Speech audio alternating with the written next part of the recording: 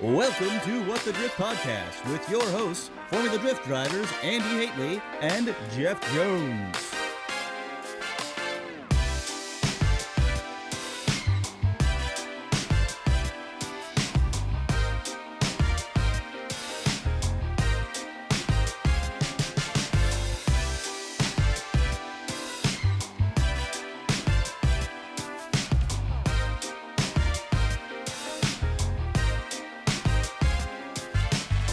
Things are officially happening. Welcome to What the Drift episode 5. Welcome to What the Drift episode 5. Really? Yeah, this is number 5. Oh, well, shit. High five, buddy. Thanks, man. Good job. I can five finally get for- to cracking this beer open. What is this one? This is 818 Brewery, Valley Girl. So like the the only other can Valley on girl I that. can hang out with, because Christina would kill me if I hung out with the other girls. She's not your Valley The girl? blonde, she is my Valley Girl. Okay. My Valley There Girl. you go. All right, let's see if we can get the crack a lacking. So, like we said, we are live on Instagram right Hopefully now. We that already can go in- explained it to them, but I'm going to be explaining it twice. You got stuff all over my mic thing there, man. What are you doing? See, that's why I got the fuzzy things. I knew stuff like this was going to happen. It's a little premature. So we have, today we're having Nate and Dawson from Circle of Drift on. Dawson's Creek? I bet he Dawson's, gets that all Dawson's the Creek. time, I right? bet you he does.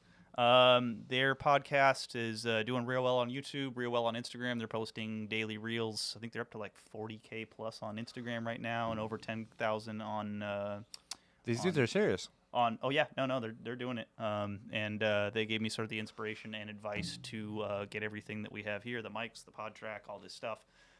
So we're gonna bring them on and give them a thanks and talk to them about where they started drifting, who they are, because I have no idea really much about them. You have no idea. Really much don't about have them. a clue. Let's find out. All right, I got to pass. Let's find out the next generation. Let's find out the next generation. So they've been waiting. I don't even know how old they are. I'm assuming they're in their mid-20s.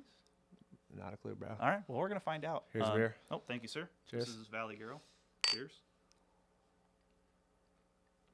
And should we bring them in, or should we keep rapping for a minute? Why are we looking at old us from like the past? Because that is, you know, Was that last week, 2 weeks ago? that was last week. Yeah, that was 2 weeks Okay. ago. But that you had to Okay. hear the intro. Have so you we done had to- anything amazing in the last 2 weeks? I've got more parts for my engine flowing, sort of reeled in some sponsors for it, and moving forward, I'm past that point of like, oh shit, am I going to get this engine done for next year? And now everything's kind of laid out in place. The crank should be here in about a week. I've been talking to the engine block company about sponsorship, and everything else is kind of good. Rockers are off getting rebuilt. Everything should be lined up pretty well. So you're confident that things are lining up good? yeah, like, And you've like got maybe like a till- week ago, I was pretty nervous. You've got till May. yeah, I got. I've time. only got till April. Yeah, and I haven't screwed. done any of that. You're screwed. Oh I'll be there boy! to help you though. Just like last year. Oh my god! But I mean, last year we built a whole new car, Mm-hmm. did all kinds of crazy stuff. So this year, way less of that going on. Trying to keep If it you want to simple. see how bad the rush was with Jeff's car last year, just go and look at the kill switch I made him. I mean, I prefer that kill switch. I You mean, I've like got that plenty one? of time now, and I'm not changing it. It's a cut up end of an adjustable wrench that I welded Yeah. to like a bolt that I bent sideways in the vise. Every single round, there's always someone that says, "Hey, you got a wrench sitting there and coming out of your hood." I'm like, no, No, that's it's the kill meant to switch. be there. That's pretty funny. You're good. actually. You're I never, good. Never thought about it like that. Yeah, everyone's always bugging. Even the Yeah. starting line guys, Oh yeah. they finally got used to it. Like Matt Sopa and whoever else would be right there at the starting line. yeah. Oh shit, Jeff, you got a wrench right there. No, we are No, good. no. Need to do that and like glue a wrench to the roof of the car or something. I do want to put a, I don't know, like a little transformer, GI Joe or something, little hood ornament, something dumb. You remember when who was it? Chris Milano had the Ninja Turtle. That was like his hood ornament. Remember? He did. Yeah, he had some like. Is Ninja- that where I got the Ninja Turtle thing from? I don't know. It's possible. He had a Ninja Turtle on his hood ornament. Yeah, yeah. I'm surprised he didn't have like a cigarette or something. He also had I don't know. like he was the first one to see that I used like a connecting rod as a tow hook. Ah, Yeah. yeah. Man, if you guys know Chris Milano, please tell a story in the comments, because I don't think a lot of people that know guy him. is old school. Yeah. Google Chris Milano, Chris Gregorian, Milano Motorsports. Is he the only one that ever be actually like kicked out of FD? Probably officially. I'm sure Ross Petty got kicked out a few times, but he was still cool. Yeah. And I think he was like officially kicked out and Yeah. not Chris allowed was. back in. Yeah, Chris was like the only one. We that got was, some like, notes coming into us over here. Oh, What we do we got news notes coming in. Oh. Yeah. What is this? Flash report. Yes, I'm staying in. Yeah, we got to. Andy, are you staying in Pro Spec? Yes, I am. We need a lot of money to run Pro, and we didn't get it yet. And I also need a new trailer. We're building this new engine. Too much expenses going into next year to just to commit to that right now. I would go broke if I did it. So yeah, we're staying in Pro Spec for this year. We do plan to move up in 2024, regardless of how we do this year. Even if we do suck, we're going to get all of our ducks in a row to try and move up to Pro in 2024. Shell out those dollars. Yeah. So, Jeff. Uh-oh. Are you working on any new dance moves? No. I mean, I work on dance moves every day in my kitchen, in the morning, have some coffee, kick on some I'm Happy by Justin Timberlake or something, and just get down with it freestyle. But usually we just wait till like the last minute to decide that. So, like, with the dances that you're deciding to do, is that following trends, or is that just, like, what you guys want to do, or how do you come up with it? For the most part, it's just deciding what we want to do right then and there. And then sometimes there's a trend, right? So, like, we did that, my money don't jiggle, jiggle. It folds. So that was, like, on a trend. Yeah. Man, everyone always says Macarena, but there's no way we're doing Macarena. Yeah. What's another one? Christina, what's the one you always try to make me do that we're not doing? I'm classy, savage. Oh no, I think it's the weekend. The weekend TikTok dance. I don't know. That's too old. It's gone. It's dead to me. Okay. Yeah. We'll see. We'll see what we come up with. Hey, that's make some comments down below. Let us know what kind of dances we can do. Maybe we can get Andy to do some. Actually, you were in the Orlando. In Orlando last year. You rolled up. Yeah. And you're like, what are we doing? I've done a couple of them. Yeah, I'm that confused guy that like looks like he shouldn't legit be there. Just walked up. Well, you guys freaking practiced though. I didn't get you guys legit do practice before the dance. I've seen these dudes in the pits taking like a good 15-minute break. Oh no, I wish 15 minutes. About five. Okay, yeah. It's a very rushed 5 minutes because usually it's like, oh, let's do this. And then we'll try it a few times, and then we realize how bad we suck at it and can't do it. And so then maybe that'll waste 5 on that one. So, yeah, maybe it's 15 minutes of dicking around, and then 5 minutes of all right, this is what we're doing, and then let's go with that. Yeah. That's all terrible stuff, and, you know, maybe we should be focusing on other things. But it's what makes you. Yeah. You know? I remember Ryan Turk asked, something about, why are we doing that or whatever. And it's like, as long as we make a fool of ourselves now, I'm not worried about making a fool of myself on the track. Yeah. So just get the bugs out of the way. Do you ever get nervous before you're up? Does the audience ever? It depends. This year I did really good at not getting nervous until the final round. Yeah. Not Seattle, but Salt Lake City qualifying. I was legit nervous again. I haven't been in years. Because this is the first time I've done really well in the championship points, and it's if I do bad right here, I throw it all away, and if I do good, we have a chance of moving on up. And we were sitting in 6th. So there was a chance of us, climbing the ladder. I didn't expect to climb up to a podium position at the end of it, but that's the way it worked out. Yeah, legit nerves. Yeah. After qualifying, I was fine though. All the tandem battles, I was fine. It was nothing. Yeah. Qualifying's the worst. I feel like qualifying's more nerve-wracking than. I really enjoyed the year where we did the pole in 2020 where you did no qualifying. Oh yeah, pull the hat. Yeah, you got more practice. It was just fun. I liked it. I got really lucky because I got I think by run to top 16 twice that year. Yeah, I didn't get lucky because I also got by run. I got very lucky. And that jerk kicked my ass every time. I hit a wall. I broke a crankshaft. I did all the things. Where'd you hit a wall with your Long Beach? No, Washington. Yeah, belt came off. You lose a belt on a supercharged engine. Do you have to drift your by run, or can you drive it? Well, I was already, initiated this by run. Oh, I was mid bank and things went bad. Yeah, so that wasn't gravy. Screw by run. Yeah. Byron's a jerk. Byron's beaten me more than I've beaten him. Yeah. All right, get these nerds on here. Yeah, let's do it. I'm gonna kill the IG live because they're not gonna be able to hear them. Later, nerds. Sorry for making that mistake last time. Whoever was watching the IG live last time, we didn't realize that you guys couldn't hear Ryan at all because his audio is coming through the computer to the pod track to right here, and obviously you guys we'll figure it out one day. Yeah, one day we'll figure it out when somehow do it without echo. But we're looking for volunteers to come over here and scratch Andy's back for an hour. Yeah, that'd be nice. That'd be nice. Pick up Gonzo's poop. All right, later, guys. Thank you guys for hopping in on IG Live there. Get out of here. Get out of here. We don't want you no more. All right. Okay, cool. Let's bring in these nerds. See what they're all about. See if their audio improved at all. I might have to get them to move So they're not a little gonna do. closer. I guess not. Let's join. I thought that was gonna be. Yo! Yo. Hello. What up? Hey! Hi. What's up, guys? We're officially podcasting now. Look at them. They look way more official than us. I know. Look at their background. They got a super cool clock. They got a TV behind them. We only got a TV in front of us. Oh, an LED too. Oh yeah. Yeah, LED. that's looking pretty good. That's nice. Is that Sunkiss in the cup right there? Sure. What'd he say? Sun kiss. Sun kiss? Sweet. I like that answer. I don't know. It's orange. Blue moon.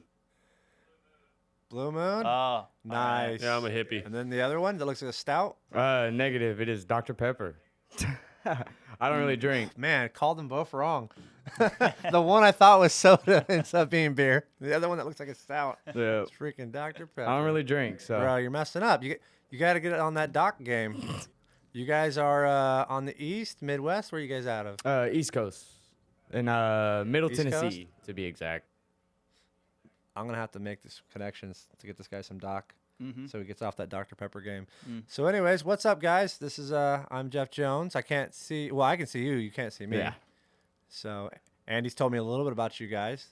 Thanks for being a part of this and allowing me to come on here and BS with some nerds. I like it. Of course. Yeah, and thank you guys for the help getting me set up and getting everything organized here, because we would still be sucking a lot. I Yeah. really Now we've got all these appreciate that. microphones and random things happening in here that we don't know how to control. Dude, the learning Yeah, it curve. took us a the long learning time. curve for like setting up a podcast is like weird because at first it's like not that big a deal, and then you start getting some traction, and you chase the rabbit, and then suddenly you're like on this huge incline. So when we watched a couple of you guys' shots, and we were like, damn, dude, we need to tell them about this audio stuff that we set up, because it really was because that's what everyone complained about was the audio at first, and so we were like, well, let's get them ahead of the ball. Oh, yeah. Thank you. Gotta Thank help you, the dude. pros out Appreciate somehow. that. And how are we hearing your guys' audio right now? Is it through those microphones? What kind of crazy setup do you guys got going on? Well, we're recording for you guys on the audio recorder, but you're just hearing us through the iPad. Gotcha. Okay. Yeah, so technically we'll have better audio than what we're hearing through our headphones. Yes. Correct. now. Yeah. Uh-huh. If I get down with Oh, syncing yeah, it we need to- correctly, which is Oh, yeah. not fun. Oh yeah, look at that. There's you your go. clap Podcast scene. games. I did it like last time with the cameras like shutting off so much. I had to sync a lot of it with no claps. I was just kind of scrolling around trying to get it right. And if you follow, the timeline where you see the spikes on the audio, you can kind of line it up right. If you have the camera audio on there as well, at least you can line it up and then delete the camera audio and use the pod track audio. And I was able to sync it up because Yeah. that last edit was a disaster. I use Premiere It was, Pro, and it has a auto syncing feature, but it takes forever. So it's almost not even worth it. Yeah, it's not fun editing all this stuff, man. Shout out to you for all the stuff that you do with the daily stuff.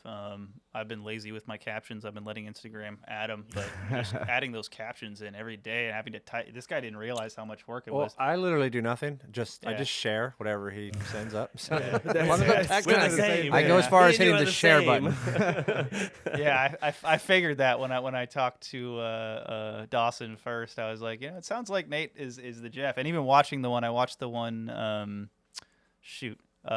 Jake Elliott. I watched that one, and He's so cool. and I was like, this guy's like, he's the Jeff for sure. Nate is definitely the Jeff of the podcast here. 'Cause Just he show up and party. not afraid to talk shit, just kind of no filter. Well, he and, brought his blue moon. Yeah, he brought his blue moon. Yeah. Yeah, You get him as yeah. he comes, Yeah. and that's about it. Yeah. So, how old are you guys? I'm 31. And I'm 24 Okay. as of September. Okay. And when did you guys actually get into drifting? Like, what was your first exposure to it that made you say, like, this is going to be the rest of my life, and I'm going to, die on this bed right here? Whoa. Uh, Commitment. I mean, that's how I feel. It was like January something 2019. Guys, I'm not like a OG. Like all these people think I'm OG. It's just because I'm old, you know. The truth, you know. Yeah. I've been doing it like 3 or 4 years, and every time I broke something on my car, I just put something better on it, and so that's kind of how my car got to look like how it looks. Everyone thinks that I like, you know, kept it in a garage for 3 years, and then I was like, oh, here it is. Like, no, it's just I've just been fixing stuff and breaking stuff and putting better shit on it and that kind of stuff. Can we swear? Am I allowed to swear? Oh yeah, you're good. Okay. Wait, haven't I sweared like 5 times already? Fuck yeah. What's We that? do. We just want to make sure. Huh? I've already dropped bombs a few times. Oh yeah, no, we're good. We don't care. This is not for kids. What's your favorite cuss word? Hell yeah. Well, I mean, I've been in for about the same time as him. I think maybe a few months before you or you something. might have went with Brendan and them a little before me. Yeah, I guess, trigger into drifting was I went with a buddy, Brennan, the guy he just named, to our local Clarksville track for a day. I spent all day riding along with him, and by the end of the day, I was sitting there with my arms folded in the passenger seat, just pissed off because all I wanted to do was drive. So I sold all the stance parts off of my Mazda literally that weekend. The next week, I went and bought my Z. Is that what you still got now? Yeah. It's still the same car. 350, 370? 350Z, but it's a RB25 now. Yeah, it's RB25 swapped. It's like we did a full exhaust on it. Don't let him play it down. It's cool. It's a cool car. What transmission do you use for that? Just a factory 5-speed RB25. Oh, okay, so you just like adapted, you threw that tranny in there and then adapted the dry shaft and whatnot. Is that a good We transmission? didn't even take it off. Yeah, we never even took the trans off. Yeah, I mean the trans has held I've seen a up. lot of those break, competing. I remember Mauricio Ornelas would go for that thing like once an FD round. The transmission? Yeah. Oh yeah. I don't know which ones he was using. I think he used whatever came on an RB25 R30. It's like a beefy KA trans, right? Isn't that what comes on an RB? Is like a Yeah, a more that's basically stout? what it is. Yeah. So I think one of the common misconceptions about us is like because my car is like pretty radical and his car is like it's also pretty crazy. Just it doesn't have the livery and stuff. Is that people think that our cars are like comp cars and they're not comp cars. My car is like a maximum try hard fun car. Like I built it so that I could get maximum amount of laps out of it. But so hopefully it doesn't break a lot. If it does, I guess we'll have to put a fucking get rag in it or something. My car doesn't even have a cage in it. So. Yeah. So they're I like far that from maximum try comp hard. cars. But How much power does that RB make? well, I'm waiting on I'm working some things out with a company for an ECU to get it tuned, but the guy who had the entire setup that I have previously, he said it made 450. I don't quite believe that. I think it was more like 354. But that's all I really care to make out of it. I'm not shooting for any crazy numbers. And so you guys basically just done like local events. Have you done any competing before or anything like that? Yeah, we both did a competition event in Clarksville. Is like our local track. It's about an hour and 20 minutes from my house, and Okay. I got third, and Dawson got wiped out by First lap of the first entire lap by a comp. Corvette. So There's a Corvette What that parked happened? it right in front of me on track. Nah, I didn't have nowhere to go, so He was probably tying his New Balance. yeah, probably. pulling his socks up. Yeah. Checking his short length. Yeah. So I want to know how these guys got into podcasting. Like, That's a good question. what's the scenario? You guys are new to drifting. I'd say you're roughly pretty young to it compared to the age of how long me and Andy been doing this. We're like dinosaurs now. So how did you guys go to, all right, we're drifting, we got try-hard cars, now we're going to make this happen and really give it a good stab at it? Because I've seen a few other podcasts. Dudes try it for like a week and then they quit, you know? Like, No, this is the premier podcast of Yeah. drifting right now. yeah. So how'd you guys get into that? I mean, I've been doing social media for probably 6 years now, but I've been doing it on my own personal channel. Hasn't really had any traction, and this is something that I've noticed in social media that has kind of been not really done right, I guess, is the way to put it. That sounds kind of arrogant, but nobody was doing the clips every day, the nice, like somewhat decent studio setup to where it was more like a professional thing, other than the Smoking Tire podcast. But that was the only one that's come even close, but it's more corporate. So we wanted to start something that was more, I guess, down to the roots, more grassroots stuff. Smoking Tire. It's Will Ferrell. What's his name? I don't remember his name. Yeah, Matt Farah. Matt Farah is the guy you're talking about. Matt Farah. Matt Farah. Yeah. He's got his podcast is great, and so is this channel. It was kind of one of those things. It's like there's not really a voice for like the regular car person. Like, if you like go and you like look at some of the people that post on YouTube, like all the YouTube titans, like, I watch them. You know what I mean? I watch them. But it's like, they'll be like, and then all you have to do is fire up your $359,000 CNC machine. And it's like, dude, that's fucking not, it's not relatable. You know what I mean? Like, it's hard to relate with that. And so we saw, that's so true. We saw that like market. We were like, dude, I think that there's enough guys out there that can be like, dude, it's just some guys talking like they're talking shop on a podcast. And that's really how it kind of got started. Like, that's really right, don't you think? Am I okay? Yeah, we've tossed the idea around for probably years with like this group that we kind of run with, but nobody ever really wanted to act on it or anything. So one day I literally went on Amazon, Best Buy, all sorts of places, ordered a shit ton of stuff, and I came to Nate and I was like, dude, we're starting a podcast. We're just doing it. Yeah, I think literally the question I asked was, I was like, can I drink beer on it? He was like, yeah. I was like, I'm in. Yeah. That's how a podcast sounds like starts. the exact same story here. We just took 20 years to do it, I feel like. Pretty much, yeah. We've been talking about it for, like 3 or 4 years now? Because me and him we'll rap on the phone, like when we're on the road and stuff like that for hours, and we'll have great conversations, and we'll sit there at the end of it like, this should be a podcast. Yeah. Yeah, and driving to Atlanta is like a 40-hour Never got drive, down to it. See, all I did, though, is I just dragged you over here, and I said we're doing a podcast. I didn't even buy anything yet. No, we had one camera. You're lucky that he actually bought stuff for you, Nate, to entice you to come over, because I just grabbed my streaming camera, and I was like, dude, we're going to sit on the couch. Made me bring the beer. And we're going to talk. Listen, I'm not just lucky. Like, he bought all the shit, and then he does all the editing. All I got to do is get up here and, like, say things that I think are true, and then people get mad, and then he cuts them up to make people even more mad, and then that's how we do it, Same. Sweet. Yeah, they're really good at doing the controversial stuff. That's funny. I like them for that. There's lots of their Instagram stuff gets a ton of traction because of the controversial part of it. Yeah. People come in the comments and they either like you or they don't, and either way, it just benefits you guys. A good example of that is that we did a giveaway thing, and like our like obviously our audience is, like you said, it's like split. Like there's people that love us and there's people that don't like us, and like they only follow us to see if we're gonna, like, I guess, talk shit about their favorite driver or something, and which, like, we're not really talking shit about people. Like when we say something about somebody, it's because we observe something and we're like, what do you think about that? And people don't like that because drifting doesn't have the kind of coverage that F1 and NASCAR have. Like, they're talking about it literally 14 hours after it happened on those platforms, and drifting doesn't have that. And so that's kind of like a market that we were like, we should probably talk about that, and that seemed to do pretty good. But yeah, so people that we did anyway, sorry.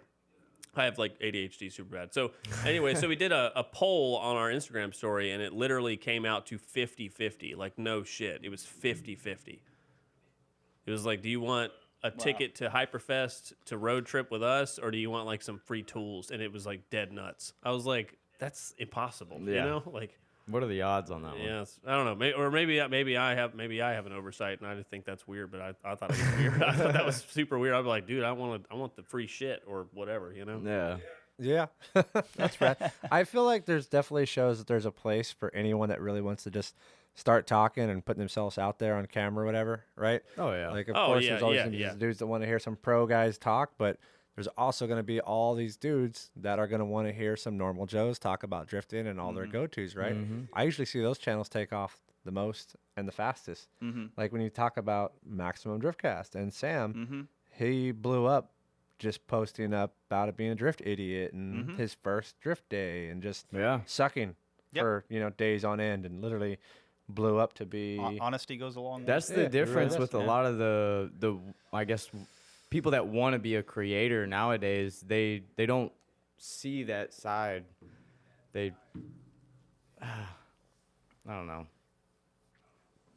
I feel like rush it, I guess. not to be shit talking on all the YouTubers, but I do definitely feel like there's two types of people.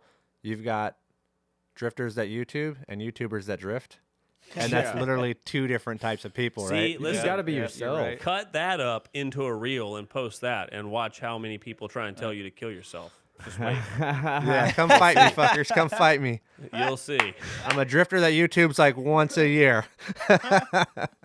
Versus all the YouTubers that YouTube every day and drift once a year. Yeah. And then you got to see that one run they did that one time 5 years ago, 30 times a week. And then you can't help but like critique it because you're like, it's the only evidence you have. And so then you watch that and then you observe it and you talk about it on your podcast, and then people think you hate him, and you're like, I don't even know him. I just watch him on YouTube. What the fuck?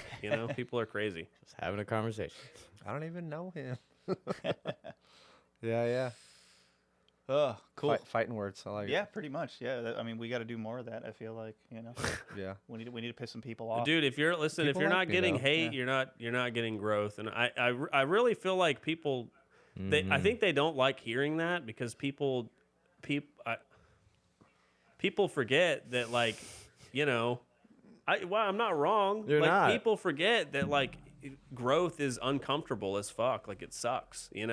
Like I said I don't think you need super expensive wheels if you're just going to go do grassroots drifting. If you're going to go do pro-am or you're going to go do something, insane, and your wheel speed is 150 or 60 miles an hour, okay, go get some real wheels. But all I said was I don't think that the real versus reps thing is that big a deal. To me, it's not, right? I didn't even say what they should do. And I had like 20, he saw them, like 20 DMs, and a couple of those people were like, yeah, whatever, you should just kill yourself, commit suicide, you fat boomer. And I'm like, dude, I'm 30, I'm not even a boomer. It's crazy the type of people that are out there. It's amazing to just do see that the shit. hills that people are willing to die Oh, on, yeah. right? Like they will just sit up there with their sword and fight you to the death about these real wheel thing. And it's like, dude, like how many actual pro drifters run real wheels other than Litteral? Right. And that's Forrest.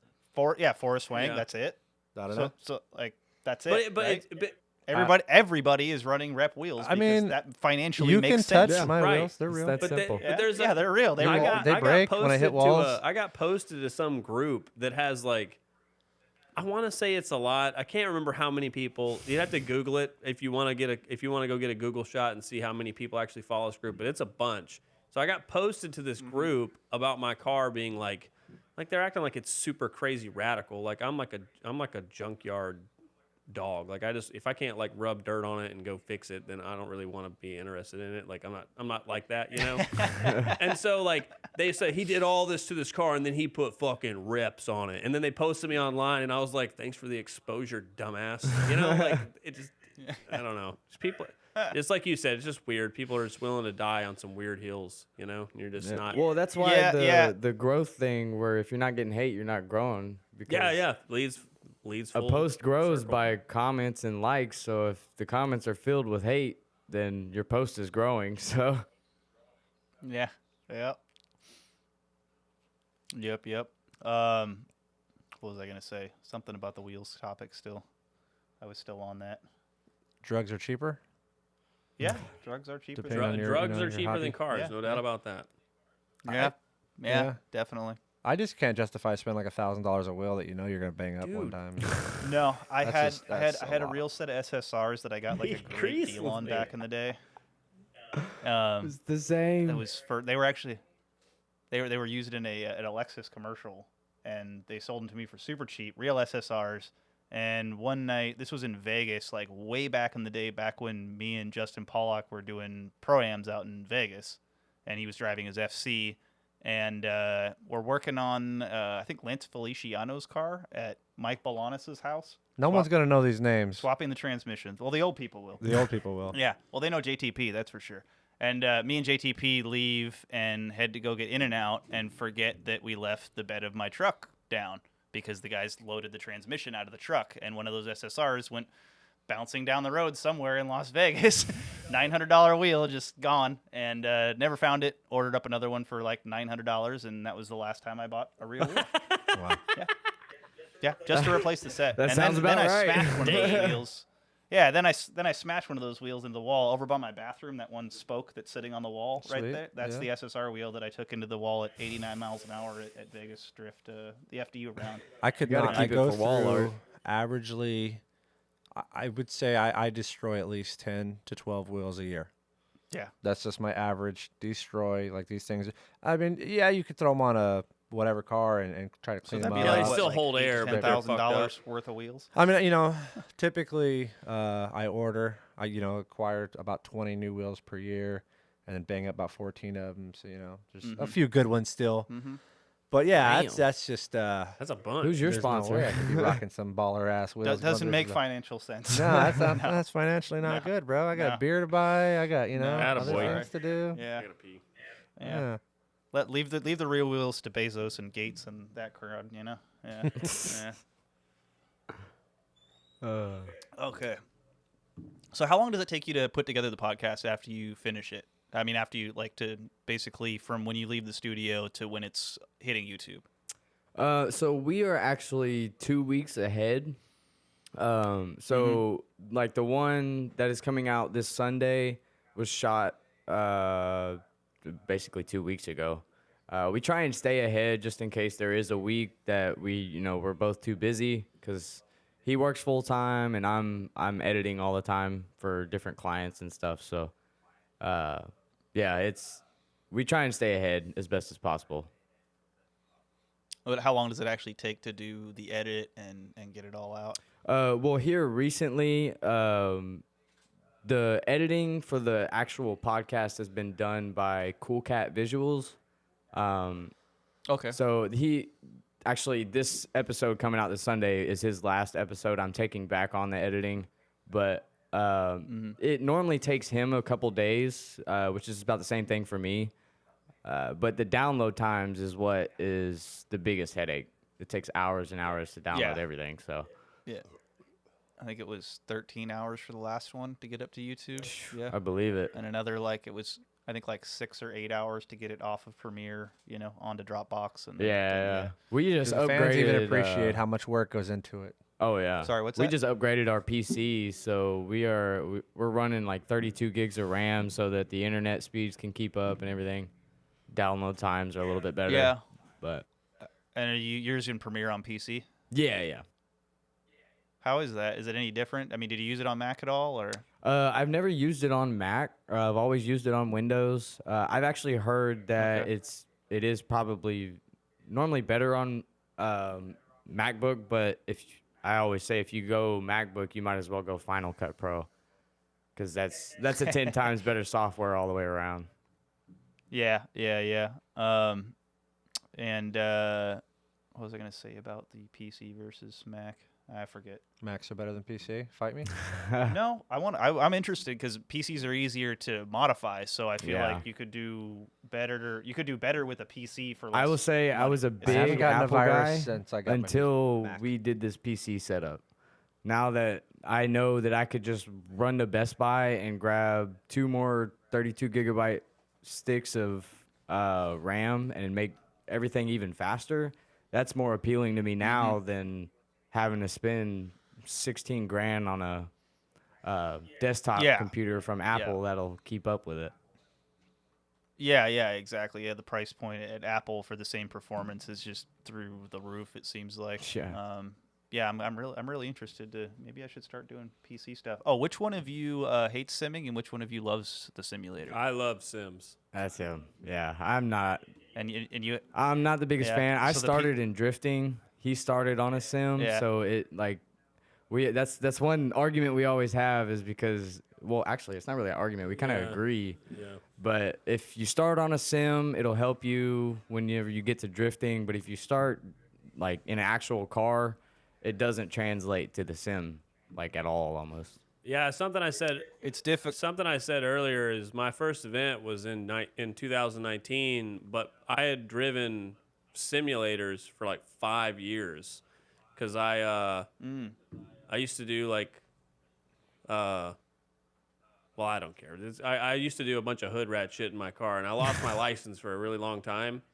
And so I was like, damn, I got to get my rocks off somehow. So I bought this PC and I bought a racing simulator and I got into sim racing. And then I kind of like ended up, like I have two brothers and we're all pretty competitive with each other. And so like I wasn't very good at grip driving and I wasn't very good at drag racing and like Formula One type shit. And so then I was like, dude, I bet I could do drifting. And I was the best at that. And so I was like, all right, I'm going to do this. So then I just did that for 5 years. I think I have like fucking like 4,000 hours or something on a Seto. I don't know. I have a lot of hours on a Seto. Jesus. Damn. Yeah. Did you start on a Seto? No, believe it or not, I started on Forza. I have 57 days on Forza. Jesus. Yeah. I saw your reel where you were talking about Logitech. Everyone shits on Logitech, dude, for the money. It's hard to beat it, man. I mean, a Thrustmaster I think is probably a better setup, but honestly, for the money, if you're just trying to just get a rig together and go practice, I think a Logitech makes a lot of sense. And I drove on one for 3 years before it broke, and it broke because we switched out the steering wheel for a real steering wheel because in the next coming months, I was going to have my car together where I could actually go drive. Because I didn't. Well, I would interject on that. I think that if you get into sim racing with the plan just to drift, a Logitech is a waste of time. Outside of that, Logitechs do a great job as far as the G920 whatever. I can't speak for that new thing that just came out, their new direct drive. But those things are terrible for drifting if you come from a drift background and you're like, all right, I'm going to try to do this for drifting. I think even for normal people, I feel like those don't translate.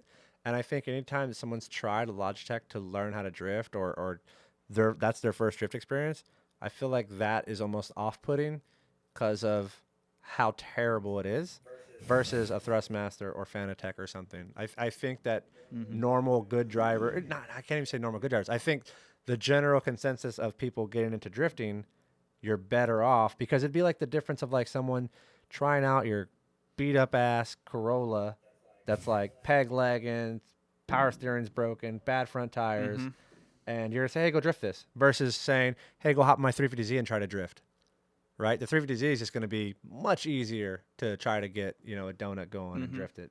So, I don't know, that's where the Logitech for me just doesn't cut it. So what I was going to say is like, yeah, if you go to your level and then try to come back to a Logitech, yeah, I would agree. It probably is insufficient. But if you're just trying to just get seat time, learn how to drive, learn how to link any course, like learn the dynamics of a car, I think that a Logitech does okay. Because I'm telling you, now I have a lot of hours on it, so that probably makes my bias unfair. But I'm telling you, I did it for 4 years, and then I went to my first event, and I linked Beach Bend my first stride. I didn't even have to, it was like natural to me. Which that wasn't like me bragging. Barry Clapp was there and he was impressed, and I remember him being impressed, and I was like, dude, he's important. For a first event too, Beach Bend is a scary ass track. Yeah, it ain't that scary. I don't think it's scary. It's. I would say like you came from a sim though, so that kind of gives you a little bit of a feel, I think. But okay, yeah. I was just saying, if you were just jumping into Beach Bend for your first time ever being in a drift car or anything similar, it's scary. Hey, there's my cat. Oh my God, there's a cat. Wait a minute. She doesn't come on the podcast very much, Hello, but Booba. she's here. What are you doing? Here you go, come back. I got a dog over here. Yeah. Gonzo, get over here. That's awesome. God dang. We had no idea there was a cat there.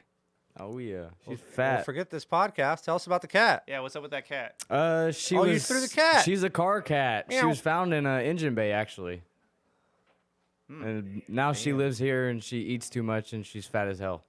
But no discipline. What kind of engine? Lola. What kind of engine was she nuzzling up against? I honestly don't even know. I didn't find her. I just got her from the person that found her. I'd never even asked. I have a cat. He takes showers. Yeah, his cat's weird.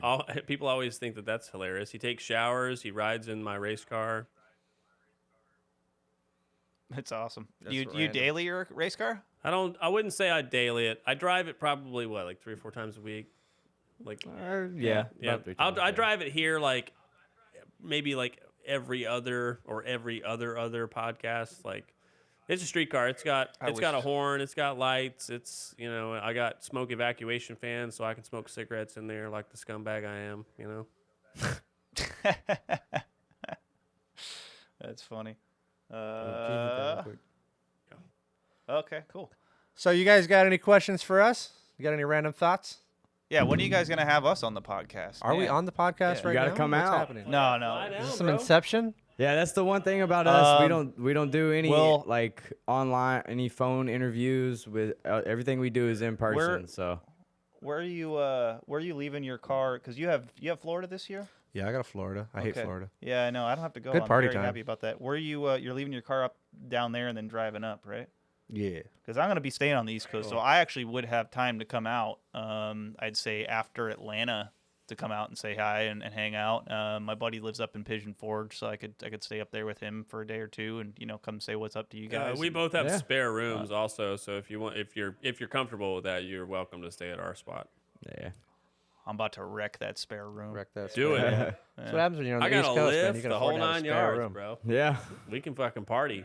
Nice. The Nice. whole I'm bottom down, I'm half down. I of don't his have a house spare is shop inch space. in my house. Right? Yeah. These guys got a California, spare we room. don't have much spare anything. It's real estate's a little tough to find out here. Did you find a shop yet, by the way? No, I'm still looking for a new shop. Jesus. I can't afford anything. Yeah, it's fucking expensive out Yeah. here. Well, Start building cars on my bathroom. they did a rate hike at the beginning of the week. It went up a half a point, but they came out and said that they're only gonna go up another half a point in the next quarter. So,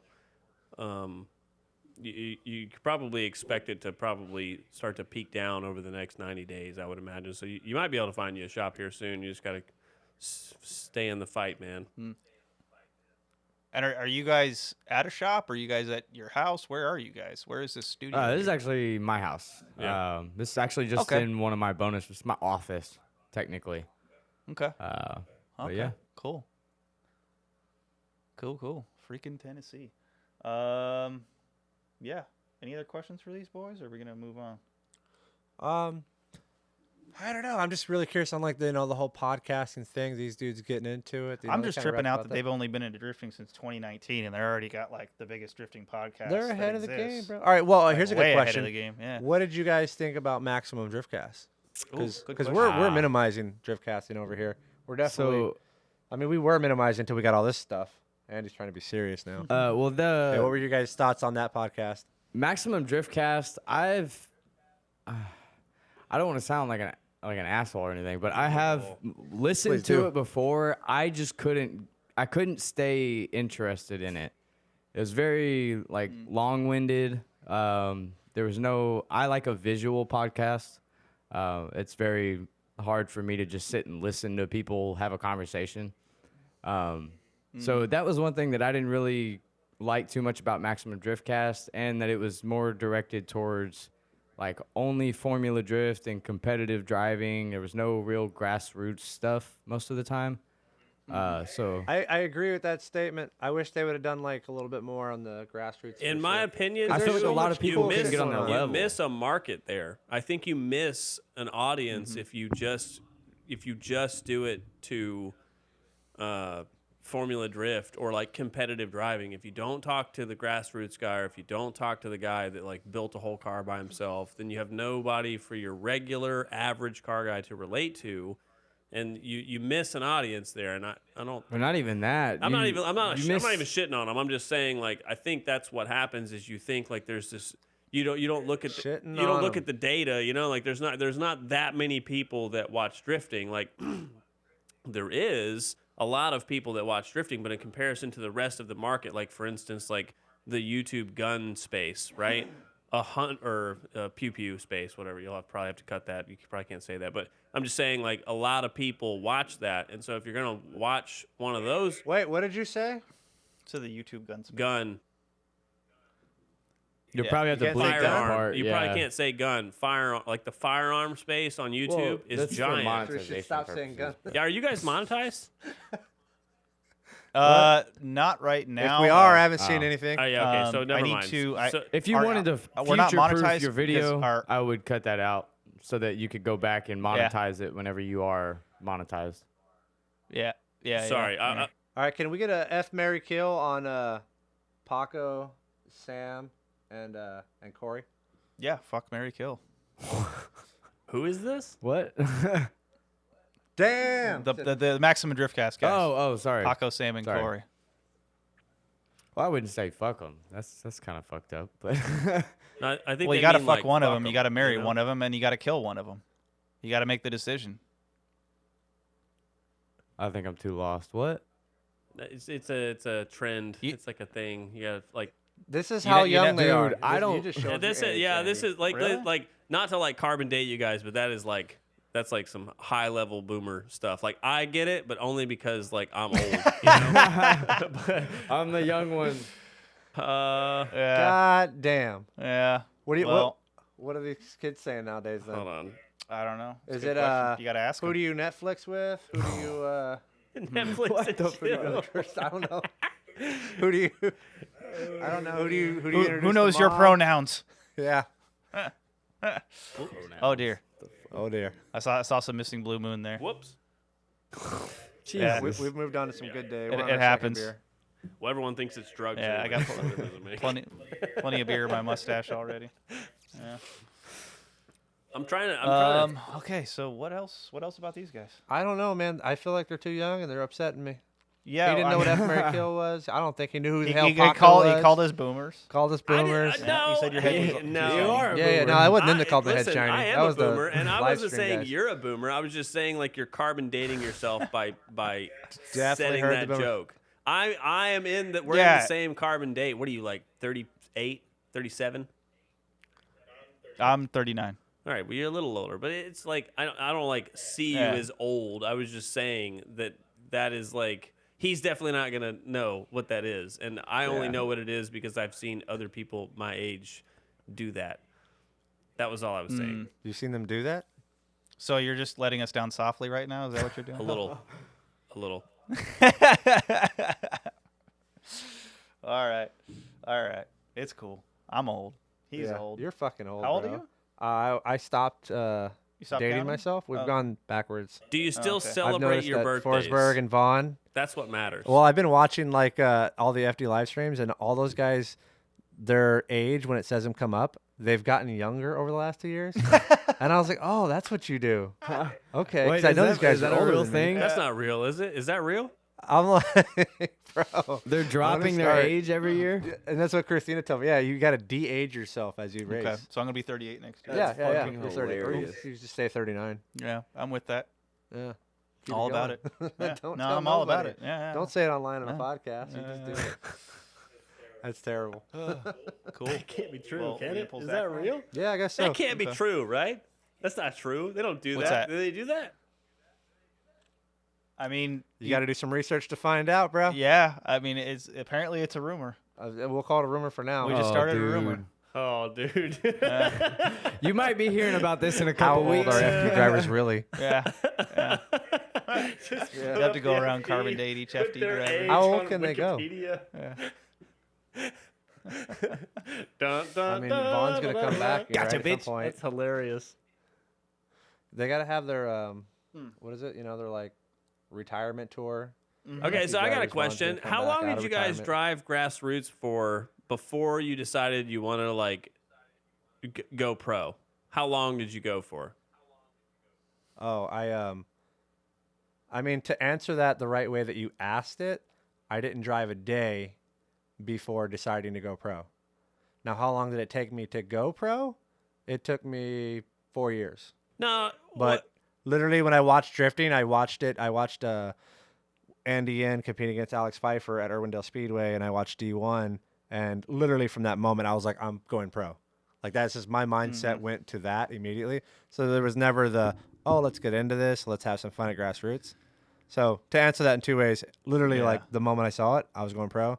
And then it took 4 years to get my FD license. And sort of to expand on that as to why your brain probably took you down that path, it's because that's all we saw. You know, there wasn't YouTube back then. There wasn't random drifting clips. There wasn't That's a good Instagram. point, There yeah. wasn't Facebook. We had MySpace where you couldn't post videos, and you had YouTube where you could find random content of drifting, like here and there. Fire. There was clips of like option video and stuff like that. And then other than that, our only input was option video, which showed us D1 GP. Yeah. So our introduction to drifting and all that we really saw, and it was what we saw to be the epitome of drifting at the time, was D1. Yeah, there really wasn't no other option, I forgot guess. this word, bro.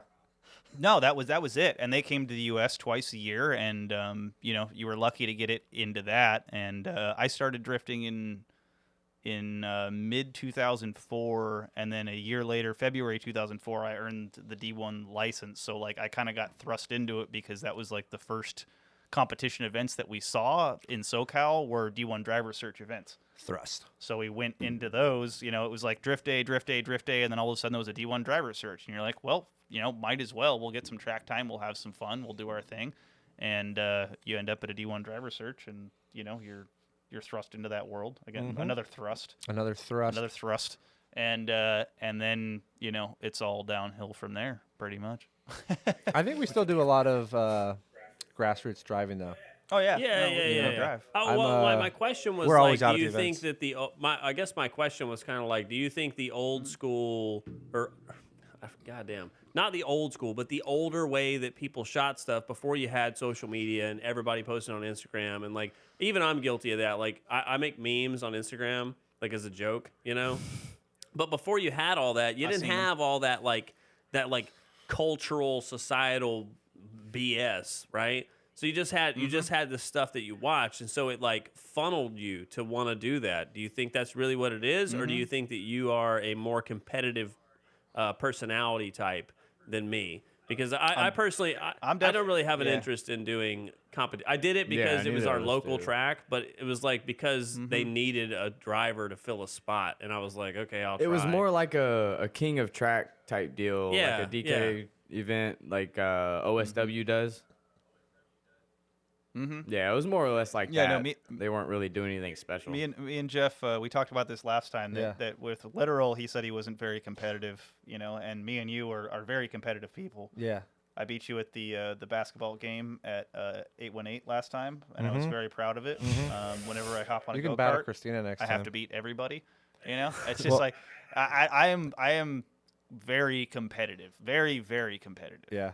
That's just my nature. I'm so competitive. I started my own drift competition. I'm not. That's true. That's Hotbit Autofest is a drift competition for pros versus the best of the local big dogs. That's pretty funny, actually. Me and Andy. Not grassroots, not grid lifestyle shit. No, competition. Yeah. I don't know. We're pretty competitive. Yeah. Do you win? I don't know if there's anyone in FD that's really not. I mean, Ryan says he's not, but. Oh, he is. Get into a conversation with that man. Dude, I mean, all right. Go-karts on a Seta. Yeah. All right. Go ahead. Is Ryan Litteral not competitive, or is he like super hyper competitive? Because like his personality, and his engine platform and all the stuff that he's chosen for his FD car, it seems like he's very competitive or at least in my opinion. I don't know. Ryan Litteral is like a hero to me. Because when I first got into sim racing, he dropped a video with the Hoonigans, and he was like, dude, keep driving on the sims. It breeds champions. And that's what he said, and like that was like one of those things that stuck with me. I was like, dude, yeah, I'm doing the right thing. Like this pro guy says that I should do this, and this is, you know what I'm saying? Like it all made sense in that moment, so I was like, I remembered that, Yeah, he influenced me. Fuck, I'm so old. I think he's competitive. In the podcast, I think he was just saying that he can separate that for his home life. I think he was just upset that the Chelseas beat him at bowling. That's what it really came down to. He got beat by two girls. The Chelseas? The Chelseas beat him. He got beat by two girls. Yeah. I'm glad that you guys find that funny too. It's the funniest thing, right? Dude, like, my my parents' name is Phyllis and Phil. So I find it hilarious. Personally, I think it's funny. It's Phils. like they're like, "Oh, you want to like do this thing? All right, let's do it. Fuck it." It's hilarious to me. This works. I guess we're stuck with each other now. We got the same fucking name. Right? Yeah. Right. Like, dude, can you like listen? Like this. See, this transcends age right now. Imagine we're all partying and two people walk in and they're like, "It's Phil and Phyllis." You would just be like, "Oh, Phil and Phyllis. You know, here they go. Oh, they're matching shirts. It's the Phils. You know, like I love my mom and dad, man, but I just in my head I'm like I imagine going to a party with them and I'm just like, dude, I'm going in the other room to do like drugs or something, you know? It's crazy. I gotta get out of here. I gotta get out of here, you know? Oh man. Well, you're lucky they didn't name you Philip, man. That's true. They named me after some dead guy. Well, you know, I think we're all named after dead guys technically. At you some know? point, the name's yeah. got to start somewhere, and then that guy dies, and then everybody's named after him. Yeah, I think I was, Yeah. I think I was for named Adam. after like a picture of a dead Oh, yeah. guy on the wall or something. Well, Adam died, right? Man, I'm gonna be honest. I feel like I get really hot when I go into church. I feel like I'm gonna burn or something. I don't think I'm allowed in there. So I can't speak on that kind of stuff. I don't Oh, know. not me. I'm fine. I think you should. Dude, my mom piss is off a so lot of nice, people. dude. It's I'll get in for controversial. free. Yeah. I'll just like knock on the gates, be like, I'm with Phyllis, and they'll be like, oh yeah, come on in. Oh yeah, you're part of this. Yeah. Oh, you know the Phils? Come on. Yeah. The Phils. The Phils. Goddamn Phils. The Chelseas are just standing outside. Like, what the fuck? I just had too many questions. The book made no sense. Okay. I feel like we got to have these guys on for a sim thing one time. Yeah, We got to figure definitely. out a way to do some simming. Yeah, we're trying to do like a simcast thing as well, where we film, you know, us simming and record our audio, and then retrospectively kind of bring that all together in an edit, you know, just like we do with the podcast, essentially. Yeah. If you're down, dude, let's hop on the sim sometime and let's get down. Yeah. Yeah, we're super Talk down. about that. Yeah. I know. Dawson's not down. I know. I will. Dude. I'll puke. I swear to God, I've said that on the podcast. I literally will puke. Oh, if I you're put the you're VR on. Nate, you're on VR. Oh yeah. Yeah. I've been on VR Yeah, for like 4 awesome. years, but like, so like, whenever I meet like, you know, like new people, I'm like, well, dude, you want to come back to my house and like drink beer and play on my simulator? And like, I feel like unless you're, You sound like. Oh, wait, hold on. That was very Jeffrey Dahmer of what you just said. yeah, we're gonna take some pictures and like, you know, point a machete at them. No, I'm just kidding. But like, I'll ask people if they want to like come back to my house and like hang out or whatever. Like if they're race car people. And so Dawson happened to be one of the people that I met, and I was like, yeah, dude, come on over. So I had the entire group that helped on my car come over, man. Like 7 people in this apartment. Dude, it was so many people, and I bought so much beer. It was insane. So we're all standing around, we're all drinking beer and stuff, and so everybody tries to play, and of course nobody's very good. I think probably including me. That was probably like year 2, maybe year 1. I don't know. You don't get super good, I feel like, until like 6 or 7 months in, and I don't have the time to dedicate every single night. So whatever. So he comes over, and like I did the lap, and then James did the lap. Chris tried to do the lap, he couldn't, and then Casey did it, and Casey was okay, and then Dawson did it, and Dawson jumps up in the middle of his lap, snatches his helmet off, and runs into the bathroom, and like I'm completely confused because I'm like, dude, he doesn't even drink. Like, what the fuck is going on? Is he on drugs? You know, like I'm like thinking like the worst, and he comes back out, he's like, dude, the sim made me sick. I had to go throw up, and I was like, what? Like, Dude, I was dizzy as fuck. yeah, it'll mess with you, man, because Yeah. it's like, you The know. VR stuff it- is no joke. I'm not. It's like fan a of it. seasickness. Like, yeah. The first like couple weeks I was using the VR, I could only use it for about like 30, 45 Yeah, minutes, and I'd I've hop heard off that. and I just. I've heard I that. wasn't even in. It's gotta just be the sit- I wasn't even opposite, in though, it right? for like What's 5 that? minutes, if that, and it just I tore think me it's gotta up. be the opposite of seasickness, because with the sea, you're feeling the motion, but That's you just can't how I see felt. it. That's the only thing I compare it to Yeah, as far as like but the feeling. VR you know? is you're seeing it, Yeah. but you can't feel it. So it's got to be. It's Well, your probably the brain's not same, able but to send the opposite of- neurons to your body that is Either supposed way, to your be brain's feeling not it. down. It's like this ain't cool. This ain't cool. Hit the throw up button. Maybe it'll make him stop. Just get it out. Wait, so are you guys on VR as well? Yeah, Oh, yeah. I ruined Jeff several times. Ruined me. He actually had a Logitech and no VR, and I have a Fanatec CSL. And before I switched to VR, you came over here, you tried out the CSL, and he's like, "Oh my god, I gotta have one." Yep. So he got that, and then I switched over to VR, and he came over here and he tried the VR. And this guy's got like a stomach of steel. He was just fine, like right off the bat, like no problems, Yeah, whatever. you I've know. never had any And- problems with it either. You'd be great on a boat, I bet, man. Yeah, because Yeah. you're allowed to drink there. That's the trick. Yay. So are you are you on an Oculus or like what's your Oculus Rift S. okay? Yeah, same here. Is yours wired or wireless? No, mine's wired. So you got the same one as. But I have the newer version. It doesn't have that little. Yours camera. is wireless. Oh, okay. Your setup is No, wireless. wired. We're both wired. Oh, Yeah, okay. yeah. See, I have an HTC Vive, Yeah. and it's got the two. Okay.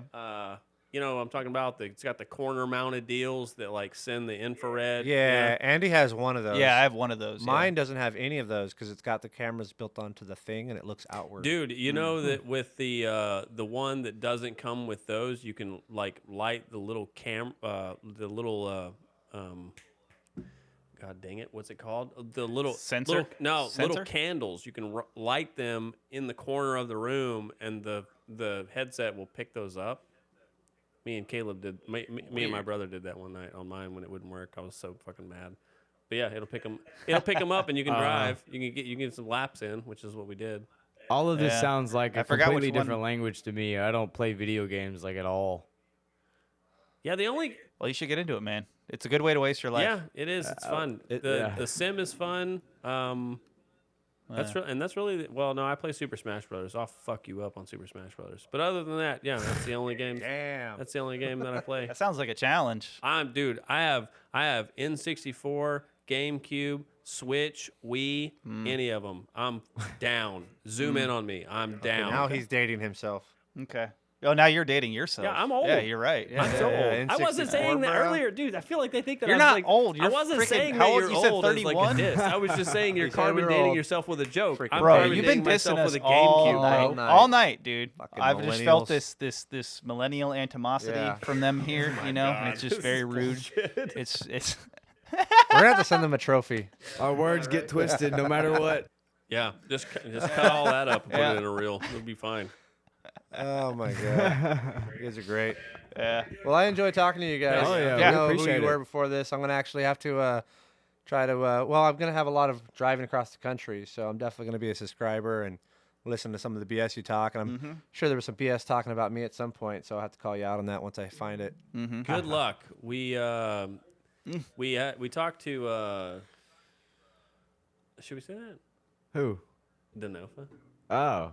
Yeah, go for it. I don't care. All right, so we talked to Denofa a little bit, and he was saying that some of our stuff on the podcast was like misinformation, which is like everybody. Listen, everybody's entitled to an opinion, right? I feel like I just like the term. yeah, and so like I feel like most of our podcast is just me and him saying shit that we broke, and then asking someone shit that they broke, and that's like really the end of it. I personally believe that I think that he just really loves drifting so much that we have growth that's so good that he thinks that we're encroaching on something that he loves. I seriously think that's what it is. I don't think he actually doesn't like us or something. But Did he go into specifics or? yeah, and I don't want to put the specifics out there because it got a little heated, Okay. and so I would like to just leave it at he said that he would watch some of our videos and get back to us and let us know about some of the misinformation, and and yeah, that was something that we had to like experience. It was like crazy because like dude, he's like he's like Superman, you know, like he's the dude, you know what I mean? Like in my opinion, at least when I was growing up, I was like, dude, Chelsea Denofa, man, that's the fucking guy. He's got a chick's name and he drives like a fucking animal, you know? Yep. You know? Now he's acquired 2 of those names. Yeah, that's fine. Yeah. Oh, dude, what a fucking Well, right? What a Chad. He just married somebody with the same name. They can just sign shit for him. It's brilliant. The funny thing about the misinformation is you can literally talk to him. You can go down a few pit spaces and talk to Odie and get different information. Oh, I'm right? sure. Oh, And so you got 2 I'm people sure. who are suspension gurus or whatever. And then you can go talk to one of the other mechanics, Mike Kojima or someone else, and you can still get different information. Yeah. You know, and it's just different trains of I feel thoughts. like Chelsea's more about like seat of the pants setup. Kojima's all about numbers and paper, and Odie's like halfway in between. Yeah. Sometimes I That's feel like the interesting. bigger guys like that can somewhat lose a little bit of touch with the grassroots reality, and they kind of get too involved with how overcomplicated their cars are, and they don't know how to backpedal to how simple some cars can be and how simple it is to be able to go drift. Yeah, I agree. Yeah. I would disagree. So, being in this game for as long as I have, and the same thing as like most of the FD drivers, I think that a lot of dudes who have not gotten to that level yet don't fully comprehend how we already have pro cars. So we are most of the time, we're always telling pro-am dudes, or not, that's not the word, grassroots guys, to not build their cars crazy, to not overbuild, to keep things simple. Because we have these extravagant cars that cost over $100,000, and we spend over $100,000 a year trying to keep them alive. And so, with that being said, most of us have our crappy whips that we take out for fun. And if you look at our like secondary builds for our fun cars, they're usually pieces of crap that are held together with duct tape because we spend all of our money on the pro cars. So those secondary cars, usually that's where our knowledge of trying to help the other guys comes from, of like, dude, keep it simple. My RX-7's, my FC, it's got a 1J in there. It's barely staying alive, and it doesn't really have anything great on it. It's got some basic coilovers, a seat, a welded diff. Yeah, I don't think people realize if we weren't doing FD, there's no way in hell we'd be driving these cars. Yeah, no way. Like, no way. Yeah. No way.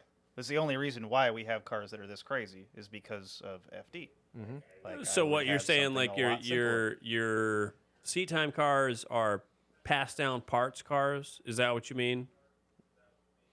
They're worse than that. They are, yeah. They Or are actually, like cars. third person my cars. seat time. Yeah, I mean, my seat time car is my Z that I bought in 2004 and have had ever since that I got my D1 license, and it's my old drift car, and that's my seat time thing. Yeah. And I didn't even get that much seat time in it because it broke last time. I would advocate, because I like Zs and Nissans, stock 350Z, welded diff, a seat, and a steering wheel maybe, and a handbrake, and you're golden.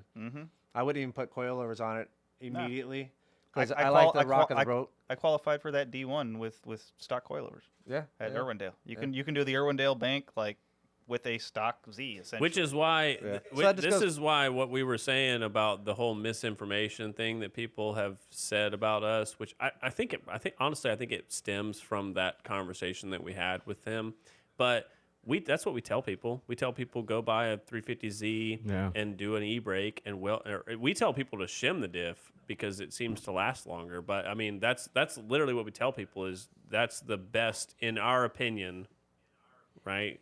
Can't have an actual opinion. In our opinion, the best. Can't have an actual opinion. Yeah, you can't have an actual opinion. You mean, can just say in our experience. You can go the Beamer route if you like that kind of sort of thing. Yeah. Some weird people do Yeah, So do you guys we think don't Chelsea understand would the have been- BMW guys how because they're fucking adamant too. Yeah. Like, they won't even discuss with you that any other car is better to start drifting in. It's crazy, but The trailing arm on an E36 or 46, whichever one it is something that I've heard multiple times is really good for drifting. But buying an older chassis is like when you tell so people will tell you like all right, so you should either get a Miata or a 350Z. That's like the two in at least in our sphere. I don't know how it is out in SoCal, but A Miata? Miata's not in our You had a sphere bunch out of here. short people over there? Yeah. Very tiny. Very individual. tiny individuals. we know some tall people that be driving Miatas, dude, bro. our friend Isaiah Tiller is a goddamn giant, son. He's like 6'4" and he drives one. Yeah. Yeah. But like they're convertible, I'm right? getting Miata. So I guess he's like driving like this. Oh, he's looking over the roof. I don't know. His eyesight's on the top of the window seal. But people say that is a good seat time That's how I car. felt when I got in one. And so, all right. So anyway, so the point was, it's like you tell people this is what our experience has been with our sphere of influence. Like these people that come to the track, these are the people that get the most seat time. The people that drive these cars, like S chassis, they don't get a lot of seat time, or they don't get as much seat time. I wouldn't say not a lot, but they don't get as much seat time as the Z car and the Miata guys, and the Mustang guys. Seems to be like a new found thing. But then you say that and you put it on the internet, and someone's like, "Fuck you! You haven't fucking even ever looked at an E46," and I'm like, "That's not what I said." Like I didn't say that. I said this is what has happened to us. But we clip our reels a certain way to get you to go in there and say those things. But anyway, that's been our experience. So I agree with you. Z car, diff, e-brake, send it. If you find the limit, then do an angle kit, and then after that, then do some feels or something. You know, I wouldn't even go to the angle now kit it's a first. Corvette if you can afford that. What is it? Yeah, you said Corvettes seem like the Corvette. package. Corvette. Corvette is Get dude. your dad you shorts got out. fucking. You got Send 10 racks to burn, and you want to fucking buy a drift car. A Corvette is the move. It's the Swiss Army knife of Hell cars. yeah. You'll never change my mind. Yeah, never it change is. my mind. It's just I don't I don't necessarily like when people suggest that, especially because most of for our audience, most of the people watching our stuff is like fairly like just getting into drifting, or they don't even know the first fucking thing about a drift car. So that I don't know. See, I'm sneaky. I want them to buy the Corvette, crash the Corvette, turn it into the junkyard. I'll go find it, and then I'll buy it. That's the move. The Corvette just seems a little too out of touch for most people. It's like 10 grand. Who can't get 10 grand? Yeah. Problem is I they're not paid going to go down any $600 further for now my that everybody's. Z. I'm not paying 10 Yeah, grand. they're gonna go up Yeah. more than anything. They're gonna Trash go it. up. Yeah. I mean, 10 grand. I mean, I don't want to sound like I'm rich or anything, but that's cheap.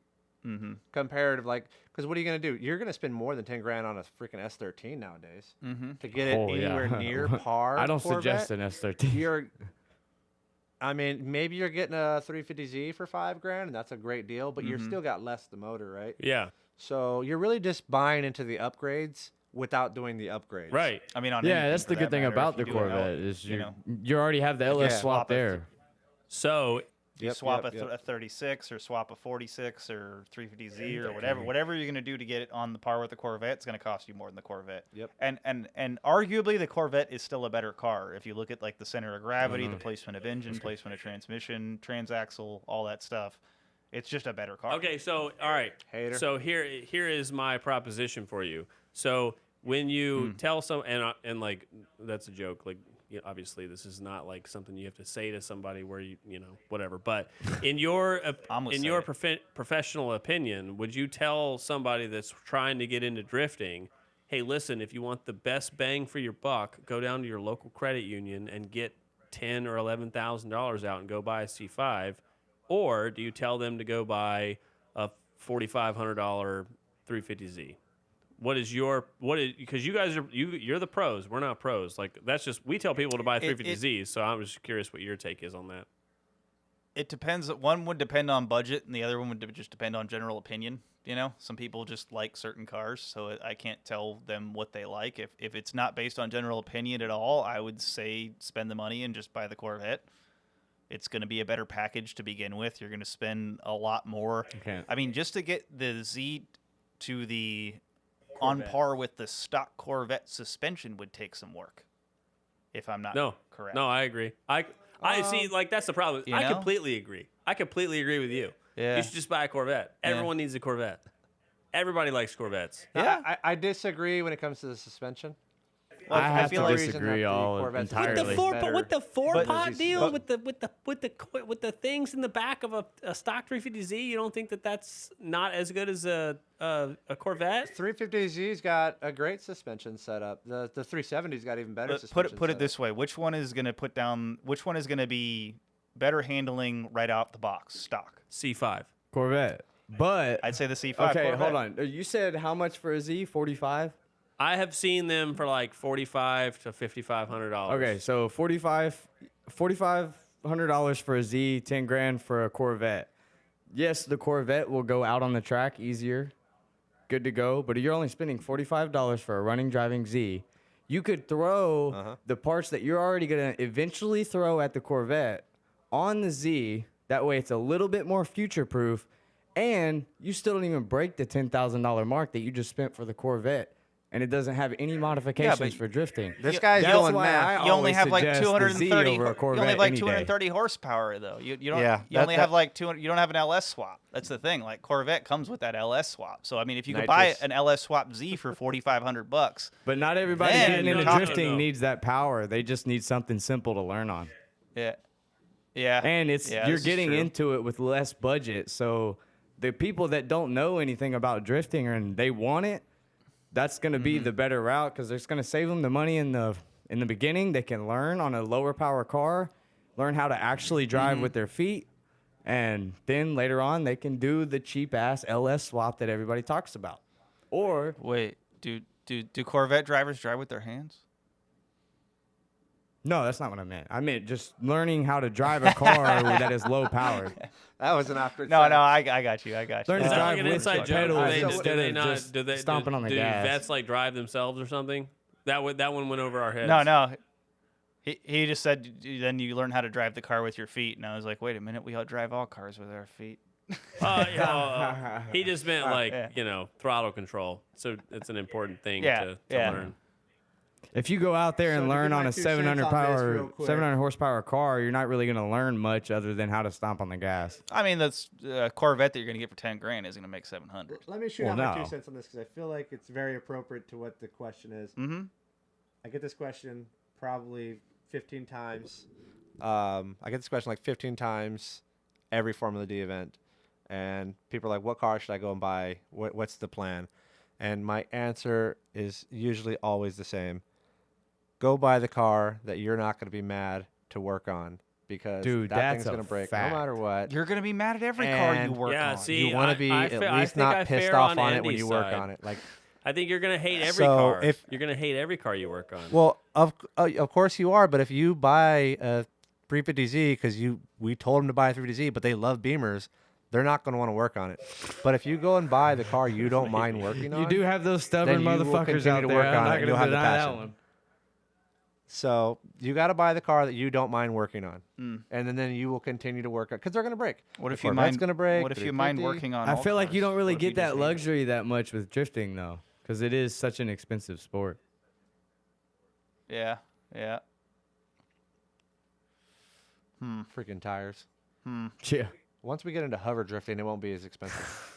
I'm still on Team Corvette here. I can't. Yeah, I gotta can't say, leave it. I think Corvette's this is the the best hill I'm move, gonna die man. on. You get I'm dying on this hill, Dude, if you got the money, Got my the sword. Corvette, it is the way. I'm Dude. just saying, for the guys running on a budget, I found a still have to stay Z06 the other day for like $12,000 that was like ready to rock and roll. It just needed an e-brake, and I was like, dude, I almost did it. Like I'm pretty sure I'm making a career jump. I'm pretty sure I'm making a career jump here pretty soon, and like. I was like looking at all my credit cards. I was like, dude, I could consolidate them. I could do it. I could fucking get this car. I could do it. I could just pull up at the house. My girlfriend would be mad as fuck. It'd be hilarious. I could film the whole thing, you know? But I was like, I better wait. And then, of course, it sold, you know? So, whatever. Dude, Willie drove all the way out to Texas and picked up a C6 Corvette that already had PBM, angle kit, all sorts of shit. Yeah, it was money. No, he paid like 16. What does that transfer case cost? And the tube, dry shaft tube, the torque tube. Torque tube. So the torque tube is not the part. So my brother has a Vengeance Racing C6, and the part that fails is not usually the torque tube. If you replace it when you buy the car, because it's not hard to replace that part. You just take those like what is it, like 50 fucking bolts, whatever the wood thing is in the middle. Take that out. Then once you take that out, you replace the two-piece with the upgrade from Vengeance Racing. What breaks is the differential from drifting, and we took it to one drift event, and it broke because it's the 2005 C6 model. So you got to get the upgraded like diff and all that stuff. So he got a really good deal on the car, obviously, but for drifting, it's not ideal. Supposedly it'll. So what did it cost to replace it? So all right. So a cop or a police officer that lives like I think like 20 miles from us had wrecked one that he said he was like doing donuts in and shit, and so he like sold us the whole rear end diff, the not the springs, what are they called, the dampeners and all that stuff, and the arms for like $600. So it didn't cost us anything, but we didn't upgrade anything either. Like it just went back together the way that it came apart. Now they make a brace, but the reviews on the brace are like kind of, like kind of shady. Like, oh yeah, it worked for me for 2 years, and then somebody else is like, yeah, it broke the second event that I used it, and I'm like, well, did you not tighten all the bolts? You know what I'm saying? Like you gotta like look at all that. So it's the actual support on the diff is why it's breaking, or what is actually breaking? I'm not actually super sure what actually breaks. So, well, actually, it's the pieces. I guess it's the races in the diff going like this while you're drifting. You got Jeff over here looking on eBay. Yeah, I'm legit Corvette. So looking. he'll see I what I'm wanna talking see- about. Look up 2005 C6. I was diff assuming brace. that this was You'll going to be see like it. a $5,000 part and be like, well, this kind of debunks all of that. But No.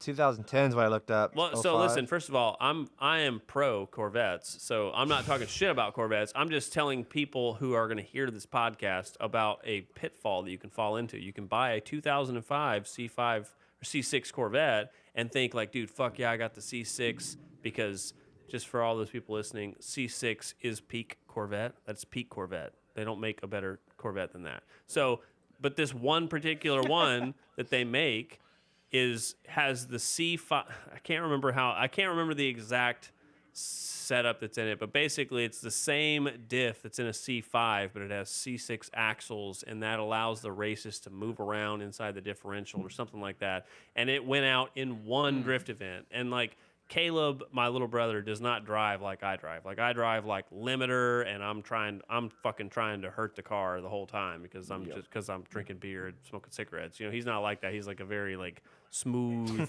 You know what I mean? He's not a wild man. You know, and so like he hurt his car, and so I thought it was going to take us a long time. And the only reason that this story sticks with me is because Matt Field changed his out. Well, like his team changed his out in 15 minutes. And I remember being up at 3:45 in the morning going, dude, this is fucking bullshit. This sucks. Yeah. You know, this sucks. So He changed his rear end out in 15 minutes. But I call BS. he's quick change and Samsonis bolted together though. I know. But Yeah. just the fact that he dropped it all in one set was like, damn, they really know about Corvettes over there, you know? That was like it was cool to watch, I guess Yeah. is what I meant. A lot of that has to do with how you build the car, and that is one of the benefits to owning like one of these cars that's, you know, fully built, is that we engineer a lot of that serviceability into the car. Yeah, well, Like, speaking of my engineering, my transmission comes tell them about straight the out. E30. No. That was terrible with the transmission. But on the E46, my transmission comes straight out and straight down. There's no tilting, there's no nothing. I cut out everything back there, you know. Yeah. Everything on that car, on all the cars that we build it to be as serviceable and as easy as we can.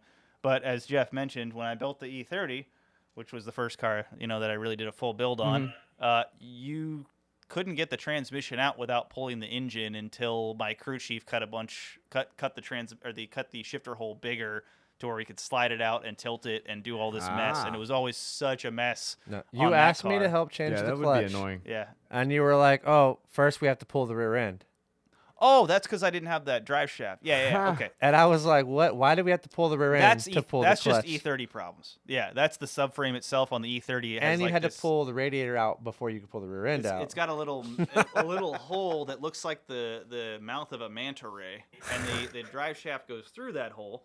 And when Through you the pull the drive subframe. shaft off, you can't get it out of that hole, so it's just kind of sitting in Yeah, there. yeah.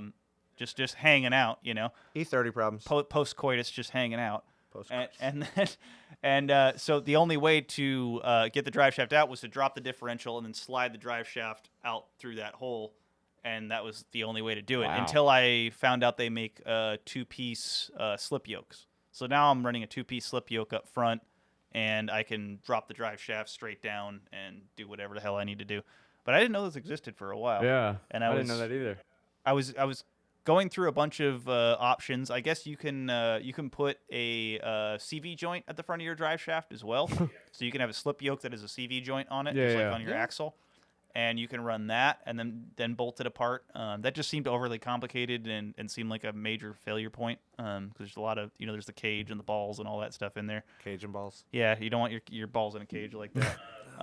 So you walked in right at the right time. My drive shaft is double slip yoke. Double slip yoke? Mhm. Oh, shit. I didn't know that.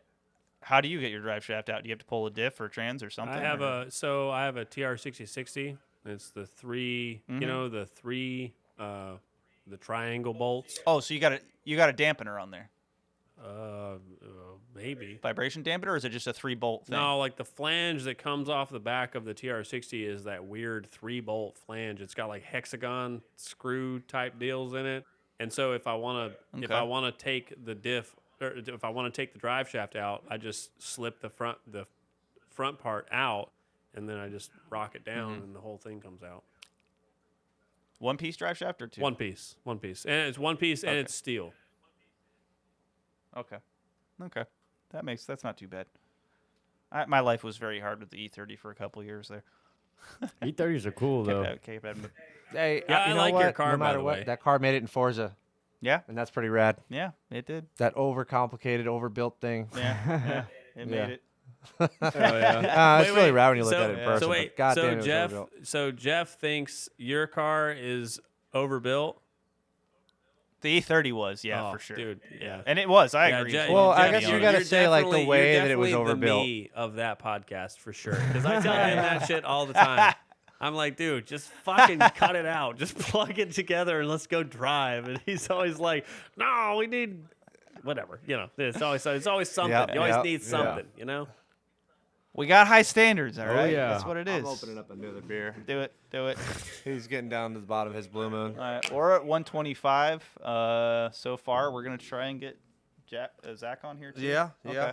So we're going to cut it with you guys, I think. All Okay. right. Yeah. Is that yeah, cool? Cool. You guys got anything? Thank you, guys. You guys anything else to talk shit or tell us we suck or we're old or whatever? You know? No, I didn't say you were old. I was just saying that you were carbon dating yourself. You're not gonna clip me. All right. You're not gonna do it. Clip I'm them. clipping Do you, it. bro. Do We're it. Do clipping it. I'll clip it for you. Yeah, I'll send it to you. Yeah, there you go. I'm sending him the whole thing so he can clip it for me. That'll be good. All right, whatever. The whole internet hates me anyways. I Hey, don't know when this thank you. podcast is coming out, but I do want to say we will be at Hyperfest.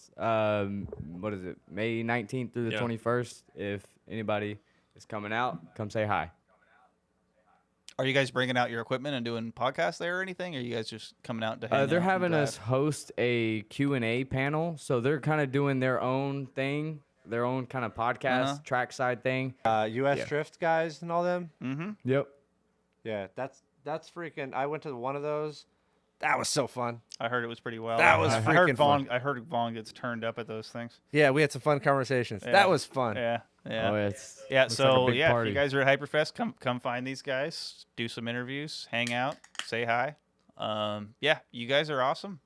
Dude, and I can't say enough. I appreciate you guys so much for reaching out and hooking me up with the equipment and Yeah, man. getting this done right. Yeah, no worries. Because I did zero research and I had nowhere to go, and yeah, I got this random message, and we're all hooked up now. Everything sounds good. It looks good.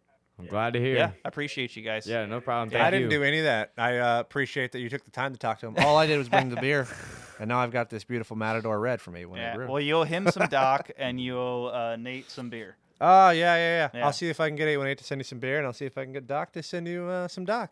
It's good Yep. to have sponsors. Sounds Yeah, right. good. All right, dudes. Thank you again. All right, Take brother. care. Appreciate you. Yep. Later, guys. Have a good one. Okay. We are off the call with them. I sure hope they were recording video because I forgot to record on OBS there for like the first 10 minutes of that conversation. saw that. I don't know if you noticed. It looked like you turned OBS off. No, I turned it on. You turned it on? Yeah, You it's want to still check right now? Oh, it's still. That's why the red thing's right there. Yeah. Yeah? We got our little red dot. Yeah. That's cool. Well, these things were recording. Yeah. Oh, but they weren't recording themselves. No, I mean, let's hear back from Bryant. Bryant, what's the status? All right, we brought in an expert to help us. All of them? Yeah, this one ran out of battery. Did they all go off at once though? Was all Apparently, three things have been getting worse and worse the whole time. There's a time where they're all off. at Okay, then we're good. Hate Then wearing these at least headphones. we can At least line the DJ everything. once. Have the GoPro Yeah. still. So. His shuts off every 15 to 30 minutes. Mm-hmm. That one shuts off randomly. I think this one's the battery. Yeah, It's that battery connection. This is going great. Yeah. got Yeah. back on, and then this Yeah. one shuts off. Hey, it's podcasting. Hey, bro. it's a podcast. It's a podcast. Thank you bro. guys I gotta for pee like going really through the bad. trouble. You God wanna damn tell it. Zach to get. I've been hop in telling the- Zach. Tell him to hop in. Hop the, in to send him the a chat thing. there. Send him a thing. He's been waiting since 7:30. Let me join voice. Let me invite. Shoot him an invite. What do I do with this? Put it in there. Put it in the bag. Put it in the bag. See, put it in the bag. JSI Mistified. Invite. Sent. Okay, we'll see if he shows up. I gotta pee. It's like so bad. The Matador Red is Cold? That might. Hello. Hey, wait. You're over here. What's up, nerd? Hi. Can you hear me good? Let me join in on my phone. Yeah, join on your phone. If you've got video, it's even turn better. your video on, phone sideways. That's what I'm gonna do. Yeah, and then put it sideways. Yeah, and try and find some place where you got some good light, if you could too. I got you, man. I got the ring light, dude. I'm Gucci. Ring light Gucci. All right, I'm on my way. 1 sec. You guys are cold? All right. What's up? What's up? What's up? How you guys doing? Let me turn this on. So we don't have a way to video us, so we want to do it to where we can at least see you though. Okay. Let's see. And I think we'll focus this, a little bit on your rig and some simming. And we're actually recording right now. So Okay, cool. I don't know if he's going to cut this up different or if people are just going to take it the way it is. So let's do 2 intros. Wait, what do you want to do? I have no idea how to do whatever you're talking about. Oh, Andy will tell you no for some reason. I don't know what's happening here. See if we can get this thing to I'm come just on. here to drink the beer. All right, there we go. Hey, What's up? we got Mr. Zack Mistified. Look at him wearing the Mr. Ryan Litteral t-shirt. There, Dude, I gotta represent, dude. you know. weren't just wearing that. You went and put that on, didn't you? Oh, you're for sure. Is that dude, thing For clean? sure. Or did you pull that out of the laundry that's been sitting for Yeah, a few yeah. months? No, dude, I rock this thing all the time. It gets a weekly wash, like 4 times a They week. must have made that out of good quality. Dude, it's like that dry fit type of material where like it breathes really good, Uh-huh. which is like really good for like our mechanics and stuff like that, because like they can thrash and like still, not like collect up sweat like super hard. They can still breathe. Gotcha. So it's nice. I'm gonna have to find out the brand on that one. I think we usually use Gildan Yeah, for our t-shirts. Yeah, I don't remember who made this one. I think it says on the tag or something, but it's one of Ryan's buddies. I know that, and he makes good stuff from what I've heard. What's up, my dude? What's up, man? How you doing? Hell yeah, same here. I'm just hanging out. Just got done doing some VDC practice, and then tomorrow is round 1 of the 2023 season, so got to be up early and get ready for that. And me and Ryan are gonna. Let's see. Let's see Gonna if we can thrash hook your down. room up here. Your TV just looks like it's purely white.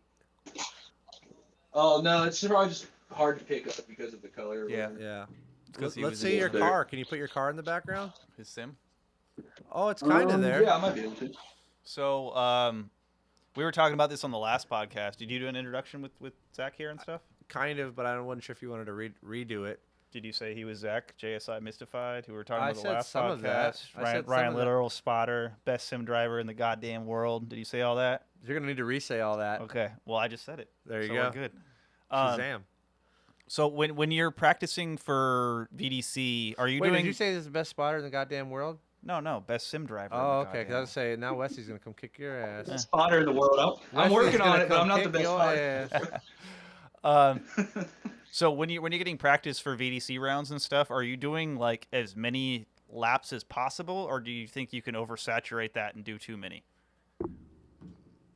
So I feel like honestly, at the end of the day, I feel like it's who you are, and if you are a person that develops bad habits over time when you repeatedly do something, and I do believe, I remember you mentioned this on the podcast with Ryan about like, I think you said like you do too many laps and you start like pushing yourself too hard, and then like you'll end up making like mistakes you weren't making initially. Because I think you said something like your first few laps are your best laps or whatever. So it's like it's dependent on who you are as a person and how that affects you personally. For me and Ryan, we've learned to like take our spans of like breaks here and there to keep things fresh. So like we'll drive for like 3 hours straight, and then we'll take a break for like 2 hours, right? And Ryan will go, run some errands, and like I'll go do what I have to do, go cook some food, hang out or whatever. And then we'll come back and then we'll do like another 3 hours, right? And then like with that, we never run into that issue of, having to, worry about like, oh my God, I've been driving for like an hour and my runs like 30 minutes ago were way better than my runs now, unless you're obviously like tuning and making changes and stuff. For like this track we're about to go to for VDC Silverstone, we've drifted over 800 miles on that track, just that So section. that's 800 probably miles. like 1,600 plus laps. Yeah. Yes, a bunch. Yeah. Yeah. That's crazy. Yeah, a bunch. That's so crazy So, like, compared to actual it's- drifting where we That's get wild. like 12. Dude, it's insane. That's so Dude, wild. that's like 2 road trips to like FD Yeah. events. Yeah, Like, you know, like drifting the entire time. that is you just know? completely wild.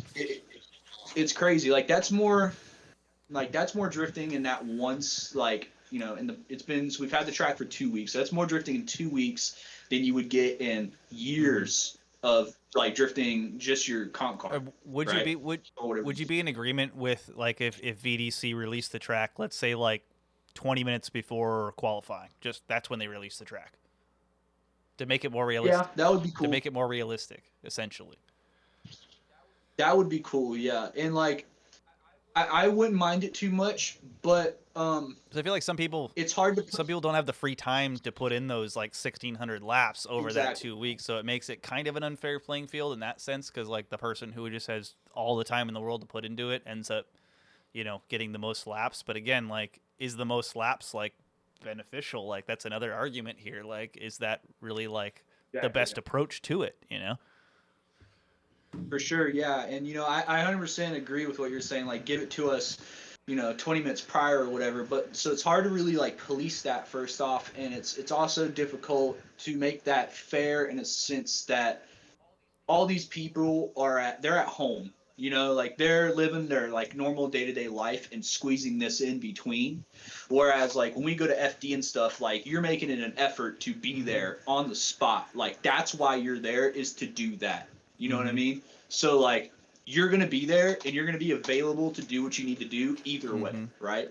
And with the sim, like, if you release it 20 minutes before, I mean, like, you know, guys who have, you know, family, like kids or whatever, like, if they have to go, you know, take care of their kid or whatever it may be, then they might not get any practice. Well, I would argue those guys are at that much of an advantage or disadvantage even more now.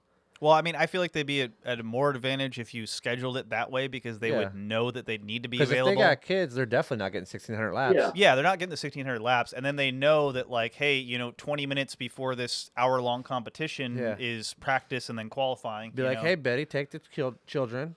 Take their asses to the park. Yeah. I'm going to be going ham on this. Get your ass to Chuck E. Cheese. Freaking Aceto for a minute. I got 20 minutes to go ham and freaking beat Mistified. Yep.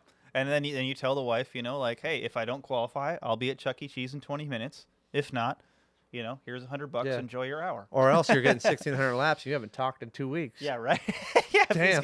That'll kill a relationship right there. Dedication to drifting or any sort of online anything like. So I'm very new to sim drifting. Yeah, that hair. I've been checking that hair out. It's definitely not mine. We know it's not mine. That is Gonzo hair. Tell us the life of a sim drifter. Now, I guess you're not a professional because you're not getting paid to sim drift. But what is the life story of a sim drifter? How'd you get into it? How many hours a day do you do it? How did you get all your equipment? Like, give us the breakdown. You heard Ryan Litteral's breakdown, but don't do a 2-hour breakdown. Should we start from the beginning with him, or? Yeah. Let's hear. So, like, did you start on a controller with driving games, or did you start with a? Yeah. 100%. Forza, or? Well, I mean, let's Gran Turismo. 3? Man, I don't remember. 2, I think, on the PlayStation. Yeah, 2 and 3 were the ones where you could drift real good. 4 was the one that came out and it had the really terrible drifting physics. But it was 2 or 3. I can't remember. It was so long, and I've gone through so many different games. Like, just because, you know. So let's rewind back to like when I initially found out about drifting. It was early 2000s when I saw Formula Drift. I'm pretty sure on TV at the time.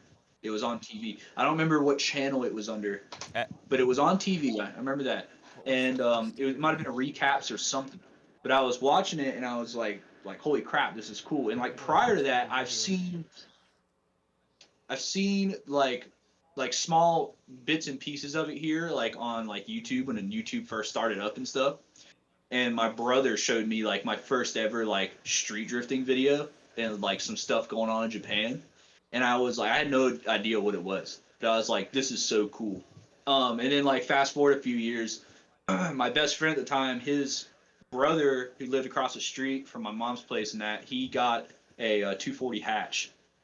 And he had a friend who, his name's Chase, who had a S13 coupe. and this was like it was like an actual drift car, and like I've never seen one in person. It was like camouflage. You know, I'm in North Carolina, so this dude was like camouflaging the crap out of his 240, and it had like yellow film on the headlights and stuff. But I remember like it pulled up in his driveway, and I was out there playing with my buddy at the time, whatever, and I was like, that is the coolest thing I've ever seen. And then like from then on, like I was hooked, like because I love S chassis. I'm an S chassis guy. I love S chassis. I saw that thing and I was like, holy crap. And then I remember like just daydreaming about his 240 hatch, just like seeing it sit across the street and stuff. And I was like, that thing is so cool. And I learned about the culture. And then obviously like that chassis is going to lead you into drifting one way or another. Like it's so connected to it. You're gonna find out one way or another. So like when I was playing racing games and stuff, like initially I never really did the drifting aspect until like it was like kind of a part of the games, like Need for Speed Underground and stuff like that, where like you had to drift and stuff. And then like Forza came around, and then you had like online, and then like I started to really like find out about this through people who were like super into it. And then that's when I started actually, you know, trying to do it like on a controller and stuff. And like Forza 1 I played a little bit, and then Forza 2 with Xbox Live, like I really started to figure out what was going on with like the whole sim drifting. Like at the time it wasn't really sim. Like Forza at the end of the day, like it's a great game, it's fun to play, but it wouldn't really, I wouldn't classify it as a sim. Can it be sim on a controller? No. No, unfortunately not.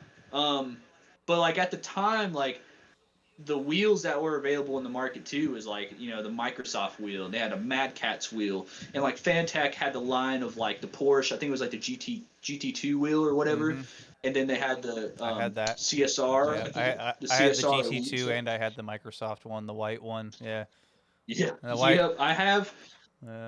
Dude, I've ran through so many of those wheels. I broke so many of those wheels throughout my life. Yes, man. I had ones where like I would drift, and then like next thing you know, the wheel would just rip off. And then like ones where like the lock point would break and it would just spin forever. And I even had one where the paddle shifter broke, so I had to stick my finger down into the wheel itself and find the button to shift up. Like I've been around the block with those things, and and then it's through Forza and stuff I met people that were like really involved with drifting in real life and stuff like that. And then around like Forza 3, I started competing in like small series here and there. At the time, it was like VFD, Virtual Formula Drift, and stuff like that, which eventually got renamed down the road. And then that's when I first started competing, like doing sim stuff. And then like I had a blast doing it. And at the time, there's like the Forza forums and stuff, so there was always stuff kicking off. And I didn't know Ryan at the time, but I did know some of his teammates at the time from Blackjack. It was Swirly and Kami. And like I met those dudes, and those dudes were shredders. And like I would drive with those guys all the time, and they would like, you know, show me so much about how to become better as a driver in that. I got my first wheel in Forza 2. Forza 3, I was still on the Microsoft wheel. Forza 4, I was still on the Microsoft wheel. And then all the way through into Forza 5, I didn't have a wheel. And then in Forza 6, I got another wheel. Forza 7, I got another wheel, a different wheel. So I just kept upgrading to better ones. And then when I got my PC, which was kindly gifted to me at the time from one of my teammates, JSI Nando, he just had his PC laying around, and he was like, dude, this thing, like you can get like a GTX 1050 4 gigabyte mini graphics card for like $100 and put it in this thing, and you could run a Seto. And I was like, I am 100% down to try it. So he just sent it out to me, and like, you know, which was like I owe it to that dude, because he, like, you know, for what I'm doing on a Seto, like he was the, you know, the dude to like really kickstart it for me. So he sent me that, and at the time I had the TMX, which is a really bad. Did you say wheel. what year you started with that? What year did you say? For sim, like just drifting in on a like Seto, and when you got in on that? So Seto was like, I think late 2021, I think. Yeah, late 2021. Yeah, we got on about the same time. Okay, so everyone got into it in Corona. Yeah. Did we find each other on Forza 4 or on Forza 7? Because I forget. Forza 7, where we started driving together. Yeah, we might have played like with Forza 4's public lobby system. I guarantee you, we ran across each other at least once. But like yeah, we never like drove one-on-one and like messaged each other. It was like, hey, good runs and stuff. Yeah, because I remember running Um, across you like a long time, like probably like I don't know, maybe almost like a year before we actually like met and talked and stuff like that on Xbox Live, and you were just always the guy. I was like, God damn it, that guy's so fucking fast. Yeah, I was always driving my competition car. At Yeah, the the time. S13, man. Like, yeah, and that's another thing I was gonna say. You said you're a hardcore S chassis guy, and that's pretty much all I've ever seen you drive in the sim. Why'd you switch to the Supra? I wanted to do something different, Okay. and I had also the access to like a really nice model to clean up and use that was like fully pro card app, so like it was something where it was like the ease of me being able to like clean something up and create a really quality piece for me to drive, and like because obviously Assetto you have access to a lot of 3D aspects about it, 3D editing, whether it's 3D modeling or whatever it may be. And so, like, I had access to something that I could really make look really quality and good and up to my standard of what I want to drive. And also, I feel like I've always had a thing for the Supra. Back in Forza 4 and Forza 6, I, like, switched to the Supra, like, multiple times in the past. And then I always end up going back to the S chassis, which, like, I'm not going to say is never going to repeat itself, but it might. I've been thinking about it. But it would have to be like something where I can get my hands like a really, really nice 3D model that's like up to par with my Supra, that's like worth the swap. But it just drove really good, and like Chris Witowski over at VDC, like he does all the physics and he did such a good job on that car and how it drives and stuff. And like he does a great job on all the cars, but that car specifically, I felt like was a very underrated chassis. And like I said, I've always been a Super guy, so I was like, why not give it a chance and like try to, I like sometimes to take something that's not really like making podiums or getting top results and seeing if I can do it with it to like kind of push it more to a norm, to try to bring out more variety in cars and show people like, hey, like this car is fully capable of, you can win a series with this car. Yep. You could win a competition with this I car. tried to do that with the E30 and I failed. Yeah. We really jumped ahead there when you got to the Supra. Yeah. And then I interrupted you when I asked you what time you got into it. There was that guy you were saying really helped you out get into Assetto, and when you first dipped into it. Yeah, my buddy JSI named. So he was the leader of Just Slided, our team, and he's always took care of us, and like that was just one of his many like contributions to what we do. And he was at the time all my teammates were on, and I just didn't have the means or the funds to really like ball out on a computer because if I wanted to go for it, I wanted to like go for something where like I won't have to buy another computer for like the next like 4 years, right? And so at the time I didn't have that, and he was like, hey, come drive with us and send out this computer. And then I got it, and then like 3 months in, I had this really crappy TMX wheel, which is better than a G920 but still up to par with the G920, about the same. What is TMX? And, is that Thrustmaster? Yeah. Thrustmaster. So it's like an so old like it's wheel. think of it as like a step below the TX or the T300, like a step below that. Okay. And for people that don't know, I know we've been talking about podcast stuff, but if you're just a regular drifter listening to us, when you talk about the base of the wheel, that is everything. That is like that's your. Yes. That's the most important. That's essentially like your tires, I would say. Yeah. Because if you're on a crappy tire, it's really hard to drift, right? That's your connection to the ground. So in sim drifting, Well, I would even say that too, man. I would say like the tire, the engine, and the chassis itself. Yeah, it's the whole thing. The base of the wheel Yeah. is the most important thing that you're buying. So, because all the wheels can be changed, the pedals are kind of whatever. The You can shifter's get away kinda whatever. with half-assed everything else, but the wheelbase itself, The wheelbase. yeah, that's the number one thing to invest into. Like even before VR, before anything else, just get a good wheelbase. That's why I was surprised that Nate was running that Logitech with VR too. It's like you should invest in a better wheelbase before the VR. And you can get down in those for sure. You're in VR already yet, or no? No, not Still yet. not yet? I don't have the computer at the moment that's capable of handling it. VR is very intensive on computers, GPU, and now going into like newer stuff, sometimes CPU wise as well. So, and like, how are you so good? say, All right, let's let him get back Yeah. to his story. He'll No, get to why he's so I want good. to know for how sure. he's so good. Well, I'm sure his story is gonna tell us how he got so good. All right, keep going. So I'll rewind back to when I got that computer from my buddy, and then like we'll jump forward a little bit. So my buddy gave me the computer like 3 months after I got it. You know, I when I first came on, there was like Bushido style, which was a feeder series for VDC. And 3 months in, I was like, well, screw it. I'm just going to go for it. And keep in mind at the time, I didn't have a clutch pedal or anything like that. Like I had a really basic setup.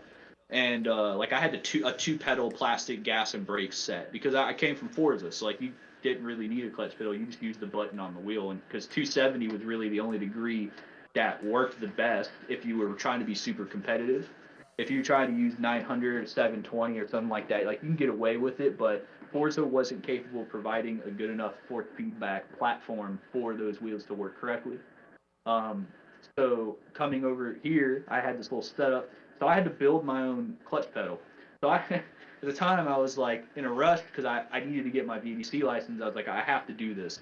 So I took an old set of pedals, I chopped it in half with a saw, took my broken set, like my broken pedal that I just chopped off with the other set, drilled it into the at the time my TV unit was like my little like stand. I have a picture of this somewhere, but I drilled it into the ground and keep in mind like this round was only a few days away. And on a Seto, for those that don't know, you can't bind like a button or something as a clutch. It has to be like a moving axis, like a stick on a controller or like a pedal, how it moves, or a handbrake or whatever it is.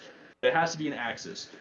So I took this pedal, drilled it in, and I clamped some shoestring like between the pedal and the pedal arm, and I ran it up over like a rolly cart wheel and wrapped it around an Xbox controller stick, and then used rubber bands to like hold it back. Man. So every time I pushed the pedal, it would pull against the rubber bands, and then the rubber band would pull it back. Now on the game, I had the axis registered like that. Holy shit! So that was my clutch pedal. Wow. And I went in and I did, I want to say it was either the last 3 or the last 4 rounds of BSDC's feeder series for VDC, and I got to the last round and I got knocked out, I think in the top 16 or something, and I was like a handful of points away from being in 16th place, which was top 16 gets their license. Mm-hmm. And it got to where this one guy, his name was Dylan Shepins, awesome guy. We're actually buddies still to this day. And if he won his battle, I didn't get my license. And if he lost it, I got my license. And he lost the battle. And then I got my license. So, like, and I'm talking about like 1 point. Yeah. 1 point, I got 16th That's place. awesome. And then ever since then, it was like, all right, I mean, I got to build up my equipment and stuff. And then the same guy, Nando, he sent me out. He had a spare. At this time, he upgraded to like a DD and all these, really badass components and stuff. And he was like, "Hey man, I have this Thrustmaster TX that I used to use, and I'm just gonna throw it away probably. Like I have no use for it." He was like, "I'm just gonna send it to you," and I was like, "Dude, like thank you so much." Like, and he like really like kickstarted all of this for me. He sent me a much better wheel that I used all the way up until 2 months ago, and he he sent it out, and then from then on, like it came with the T3PA pedals, so now I had an actual clutch pedal on my pedal set. And then from there, it was like game on. I bought a shifter. And then my sponsor, NRG, they gave me this rig, which is from Extreme Sim Racing. And then, they gave me a seat to go with it. And then I bought a handbrake off of eBay, like a Hydro. It was like $74, which I still use, and it's awesome. It's actually really good for the price. And then from then on, I've just been building. I just recently went to a DD, and then I got a even more badass shifter now. I paid like $400 for this shifter. It's like super gnarly shifter. And then I just started upgrading stuff. Got new pedals and everything. And this right here is like 4 or 5 years ago, I would have like dreamed of having a rig like this. And man, I just love sim drifting. I love sim racing. It's just something that's it's a hobby of mine. So like it was really cool to like be able to upgrade over time. And then like these dudes that see what I do and support what I do, these companies like NRG and Sim Magic and Extreme Sim Racing and all these dudes, like, they helped me build this. So like, yeah, I really owe it to them. But yeah, now I just drive VDC and a couple other series, and I use the sim to train with Ryan. And now we have like similar level of equipment now too. So it's really good for us to both train now with something like this. So it was like a multi-purpose, like, funded thing. So yeah, that's what I'm working with now. Well, I gotta say it's really nice to see your skills recognized. That's all I gotta say. Thank you. Because you've Thank you. Yeah, it's always crazy. been Weren't you like driving on a beanbag like such 2 a years ago? Yeah. such a crazy Well, skill that this kid always had, and dude, I it was always saw gnarly. it, He said he was driving on a beanbag. and I always respected it, and like Yeah. it's really cool to see that come full circle and see you doing what you're doing now, man. And I hope it just keeps going.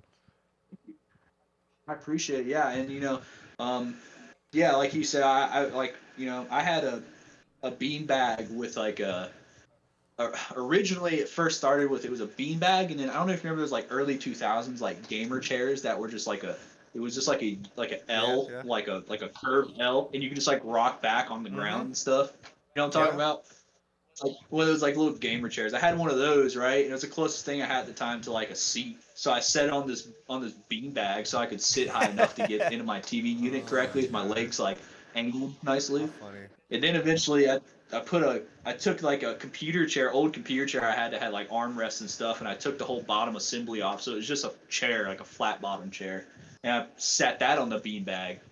And then I was on that until NRG hooked me up with their Extreme Sim Racing Edition rig, and then yeah, that was it actually worked really well. The bean Like, bag. yeah, like it shouldn't have worked as well as it did, but I used it for so long, and like the problem was, dude, was like I would always like get in it every day, and my seating position was always different because the beanbag would like move, right? So it was never the same. Every day I was like driving something like completely different. That's hilarious. Yeah, it was funny. Yeah. It was funny. What DD did you said you had? Sim Magic? What they got a few Yeah, of them, I right? just went to the Sim Magic Alpha Mini, which is just a 10 newton meter direct drive. This is their newest, lowest newton meter entry level DD that you can get. And I wouldn't even consider it entry level. Like, it's really good and it's really strong, and it's more or less just like affordability. Like, the prices of DDs now, it's very easy to get involved with sim drifting with proper equipment. What did now, it cost? Or what do they run? This one I got for $531 on Black Friday from simracingpros.com. They had a deal going on, I think, and that was with the 70 millimeter quick release from them as well.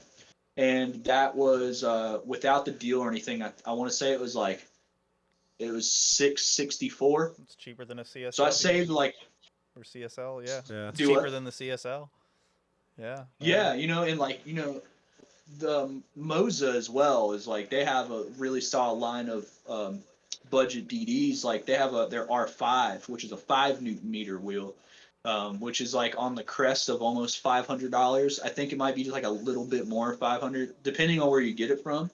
But like, to go directly to a DD, if it's 5 newton meters and up, it's going to be way better than if you go to a belt. So for someone that doesn't know what you're talking about, what the hell are you talking about? What is a 5 newton meter? What is you're talking about these numbers? Direct drive versus belt drive. We got a bunch of listeners on here that have never done sim drifting, and maybe they're debating on buying that. What are you talking about? So let's start from like the steps that you go with the wheel. It's like, so the G27, the G29, and the G920, they're all gear driven. So the motor inside is just meshed with plastic gears that, that's what feeds the wheel. It's feedback from the motor. And then you go up to like, I think the TMX had a hybrid setup. So it was like a really small belt driven motor inside mixed with gears, I want to say. I never took that wheel apart, so I don't know for sure. And then you get up to like the T300, Thrustmaster T300, Thrustmaster TX range, which is what I had prior to this. And that's just a straight servo motor belt-driven wheel. So it's just a motor with a belt that drives the shaft for the steering wheel. That's what a CSL is. Yeah. So there's obviously like, that has been in the sim drifting realm. That particular style of motor has been in the realm for a long time. So it's been refined and done different ways. Fanatec has their own line of belt-driven wheels that are like really good for being a belt driven. Like the CSW, I think 2.5 it is or whatever. I've heard that's a great wheel. Nick Novak, Formula Drift driver, he swears by it. He loves that wheel. And that's what so me and Andy both have, right? 2.5. Yeah, Yeah, so we both have 2.5. yeah, it's a great wheel. It's a great wheel. It's a good one. And it's been around And for a then while. what are the too, so newton it's meters really on these different wheels, just for reference? So I don't know about the CSW, but I do know I think my TX went to like 2.2, I think, or 2.3. So basically, maybe this a is little the higher. force of the wheel fighting against your hands, the like force. rotational It's horsepower, the, I guess you'd say. Newton meter can Torque. Can so be it's just converted. the maximum. Yeah, newton meter torque. Yeah, it's the maximum amount of force that the wheel is capable of providing. In a case of a direct drive, which once we get from belt driven to direct drives, you are now straight from the steering wheel directly into a shaft that connects directly to the motor. And there's nothing in between that. There's no belt feeding it, no gears feeding it. It's you and the motor of that. Because all this is, this block right here, this is just a motor. That's all it is. It's this huge servo motor. So real when you get quick, to DDs, for mechanics reference, 10 Newton meters is 7.3 foot-pounds of torque. So that's how much torque your wheel is making at 10 foot-pounds. Gotcha. Or at 10 Newton meters. Yeah. and these wheels, they span up to, I want to say I've heard of one wheel making 30, but I do know like Fanatec can get up to, I think 28. That's crazy. Like the DD2s or something like that. And so now here's the thing about Newton meters is that with my wheel, it's 10 Newton meters, right? And I'm never probably ever going to use that full 10 Newton meters of force. Yes, that's a lot of force, but it's not necessarily there for you to use all 10 Newton meters of force. The higher the Newton meter range, it can also increase how far out the feedback can read to bring in detail. So if you are playing, let's say a Seto, right, and you hit a bump on my 10 Newton meter wheel, and it clips really quick. When it clips, you're losing detail from the game. Explain. It's pretty much clipping real quick. Clipping is when the game is trying to send a signal to the wheel that is the wheel is incapable of processing. It's more than the wheel can handle. And in belt-driven wheels, it's really bad, and it can hurt the motors, and it can lower their lifespan.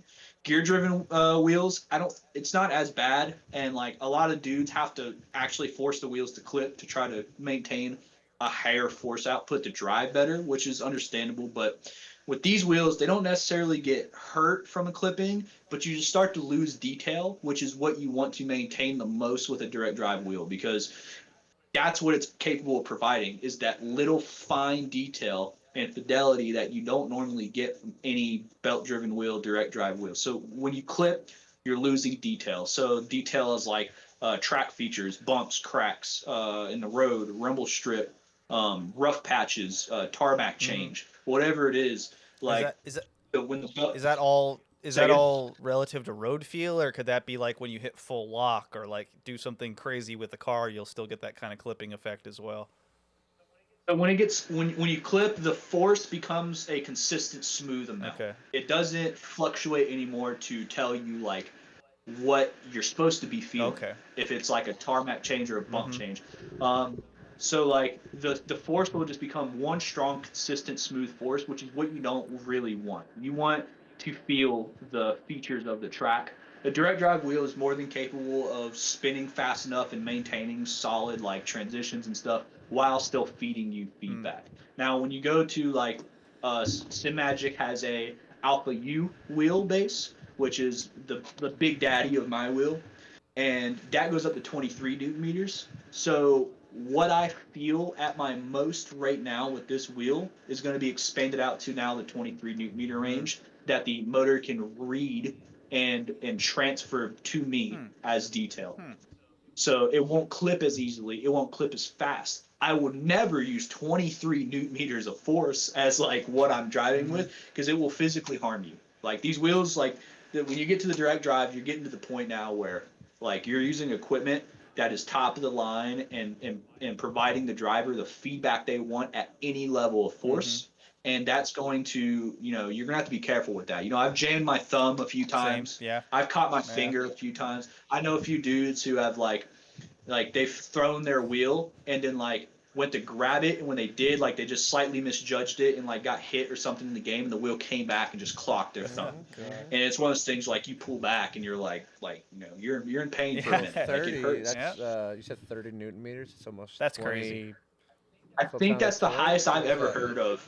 So I mean, yeah, that's Hold on. that Hold would on, hurt you. I'm That Googling could it. drive a car. That's Yeah. that's 30. Yeah. That's gonna move some things, man. 22 foot-pounds. 22 foot-pounds. Okay, Yeah. you could like attach that to something and move a car or something. Yeah. You're not driving a car fast, but That's a lot to take to the hand. to the It's a lot thumb. to take to a body. Yeah, but I like how you explain that on how it gives more detail because you're not using that torque. No, it per makes a lot se. more sense that You're just way. giving the detail of it. Yeah. But the force span is there. If you ever want to have high forces, you can go up to Yeah, the no, I like 10 or power steering. 15 Screw that. meters. So let's Yeah, move for real. on. That's You a know? lot of detail. Let's move on to Yep. VDC aspect. So that Okay. essentially is Formula Drift for sim drifting. Yeah, it is the highest level. That's the highest level. of. Yeah, I would say it's what Formula Drift is to us in real life. Are is there- what VDC is to us. Are there professionals that get paid and make a living off of VDC? Is it at that level? Is it still Couldn't say. grassroots? Is there professionals? Are there people that are sponsored and like the entire rig's paid for and they're making money on it? Who is, for reference, some top people, dog in yes. VDC? Okay, so I can't say for sure if people are getting paid to do VDC, but I can imagine that there's plenty of pro drivers that come out and do VDC. Like we've had Peter from Worthhouse come out and drive. We've had Connor Shanahan is a very common competitor, and he's with Red Bull. And we have people like that competing with us. So like I'm sure there's some type of business aspect that can go behind the scenes along with that. But as of what I know is that a lot of sim companies do support their drivers if they are very interactive with the sim drifting community and VDC for what it is. So if they see something in that, they obviously are probably going to invest in their driver, their esports driver. So I'm sure that there are some dudes that get paid paid to do it and whatnot. In my opinion, your next question, the top dog in VDC, Alan Hines still not it? it's a hard one. It's a Is Alan Hines still not it, or? See, but that's one of my choices, Yeah, and I'm trying to like. Honestly, it's gotta be a tie. Honestly, I can't really choose one. As like one of my really good friends, Alan Hines. I'll just say Alan because he's one of my. Okay, really and so good just for friends. reference, It's where we're definitely going a with the tie. question, Alan Hines is not Peter Vincic, so he's not someone out competing pro and back in he the is day. now. Yep. He's a pro driver. Okay, I had no idea who he was. So But he was doing sim for years before that, though, correct? Yes, he's been doing sim for a very So long time. he transferred and, from sim to pro driving and did like an exceptional job of doing Nice, it too. Like nice. he's crazy good right off the bat. It's Yep. pretty Oh, incredible. I can. He's the guy I that's believe it. like he's the only one that's really like, I'm a sim driver and I'm gonna come into your IRL like field and I'm going to do my best to take you guys on. And I'm a sim driver and I'm doing this. Like that's how he like goes into this stuff. But he is a pro driver and like he's battled Peter. He drives in Drift Masters. Rad. Okay. Alan's a really good friend of mine. He's really cool. But yeah, back to your question. It's definitely a tie between him and Tikon Pileski. Oh yeah, Tikon. Who is a sim driver from Belarus, I believe. And yeah, he's a shredder, man. He's a shredder, and he's been in the same boat as me before, where like he didn't necessarily have the best equipment. Like he's dominated VDC for years on a T300 with like against dudes that have had like badass direct drive sim setups. I guess that's kind of what I was trying to get to is there a 16-year-old at home on a Logitech 920 whatever just crushing right? And is he a top dog because he's got 1600 laps in and he's he did his homework and now he's just doesn't have a girlfriend yelling at him and he's just doing laps all day long. Can't discount the skill though. It's possible. Yeah, I mean, I believe that anyone can put enough time in, depending on how like budget your setup is. Honestly, like does get to a point where you're not going to be able to do the things that people with better equipment can do on the sim. And it's the same thing in real life too, man. Like, you know, if you're battling a dude with a Wisefab LS car and you have like a, you know, stock angle car with like stock engine, you know, you're not going to do, you know, as good as the other guy. Yeah. Probably. Well, I've said this So, many like, times, and pro Formula D drivers are not pro because we have the best skill set of driving. We have a great skill set of driving and can put together a program, right? We can put together sponsorships. We can put together a package of fan base we want to see and watch, entertain. We know how to put together a team that can operate a car. That's when I say put together a program. So it's more than just being a badass driver. It's understanding business. It's understanding connecting to the fans, connecting to the sponsors. So it's a lot of that. And I think that when you get into sim drifting, you can almost bypass so much of that because you can literally get into sim drifting. And correct me if I'm wrong, but you can probably get into it for like $3,000 and have par equipment and probably be one of the best dudes in VDC. Yeah, if you got the skills, you're there. $3,000, and you could be one of the best in VDC, given with, you know, laps on laps on laps. At the end of the day, you could have the most badass car. You could have, like, let's just put it in real life driving aspect. You have the most badass car in the world, but if you're not a good driver, you're not going to perform. You know, at the end of the day, it's 50% the car, 50%. Well, in real life, it's I would differ up that percentage. In the sim, it's 50% the equipment, 50% the driver. And that's especially important in the sim with how much time you can dedicate and how many laps you can turn without the, you know, loss of tires and mechanical issues with your car, unless you break your wheel or something like that. But like, yeah, I feel like, you know, for $3,000, you could have in today's range of availability of wheels and stuff like that, you can have a really badass setup. For $3,000, you could have a really bad. You just need to know the right people that know the right websites to go to the shop from. And that's like wheel, that's what PC, that's everything. Like sim setup, like you could do everything for $3,000 and have a pretty fucking decent setup. I want to say. Well, let's exclude the PC. The PC is always going to be one of the most expensive parts. If you want a computer it's different if you build it yourself or if you buy it pre-built. But if you buy a pre-build, let's just say, because that's the easy route that most people go to, you're gonna need to spend upwards above the 2000s mark. Wow. Maybe 1800s, 1500 mark to have something that you will have nothing to worry about. Really. I and then again, you have to be very careful of what you get because, like, you know, pre-builts, they do try to. Even if we bump this price up to $5,000, that is $5,000, nothing. All of it, yes. Because if you're a That's still grassroots nothing, driver, you've spent more than $5,000 for 1 year. And man, are you getting some freaking laps in sim drifting? So, I mean, I'm not advocating don't grassroots drive, but if you want to get some more seat time and you can't afford it, look into sim drifting. It's pretty rad. 100%. 100%. I would invest in that first, you know, before a real car. 100%. At least you could drive the sim, you know. Yeah, I mean, if you don't got a garage and you got an apartment, whatever, you know, whatever your case scenario is. So, I mean, you were on a beanbag and you were slaying and you were like, you know, you were talking to me and like it was wild. Watching me drive in the sim and you were correcting some of my mistakes and I definitely appreciated your skill. Some of your mistakes Lots of mistakes. All of your mistakes. Well, some within a few seconds, not counting the entire lap. Thank you. And Thank you. it's just wild how much you can observe and see. So it's pretty cool. I'm really appreciating the sim drifting aspect because there's so many things that you can do with it. It seems so much more analytical than what we do because there's so much more involved with what we do just to keep the car running and keep it on the track.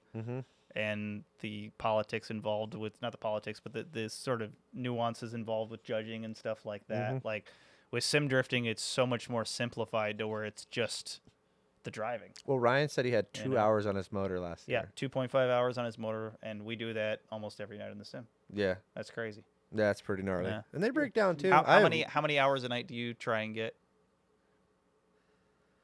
Probably like 3 or 4, 3 at most. Like this week, there's been some days where I've only done an hour, But those are days where it's like I get on and like I'm talking an hour of back to back nonstop, like stop to go take a piss maybe, but like back to back nonstop runs. Like, and that's in an hour, dude. You could do, I don't know, depending on how long the section is and like how long you have to drive to get to the gate. You could probably do like an hour. And get 100 laps. And so when you're practicing for a VDC round like the Silverstone coming up, are you exclusively driving just your VDC car on just that track? Or are you taking breaks to drive other cars, or are you're just all in on Silverstone with your Supra?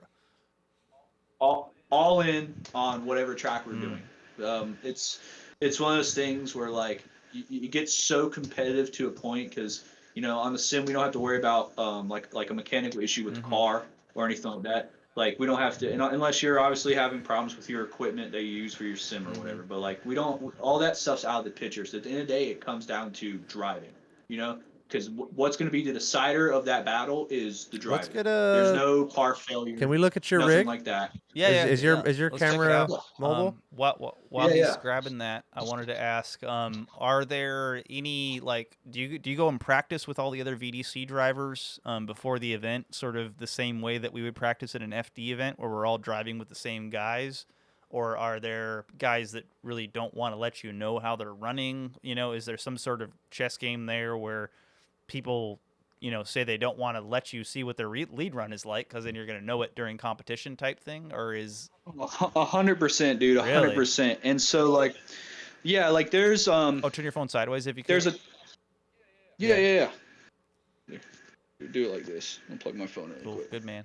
Yeah, so 100%, dude. Like, there's different times where people will obviously play games because at the end of the day, like, it's a driver sport, like and with what we're doing on the sim as an esport, it's driver based. Yeah. So like, you have to do things as a driver sometimes to try to like, prevent your competition from catching up all the way in a sense of like where you're at right now and level on that track of skill and drivability, blah blah blah.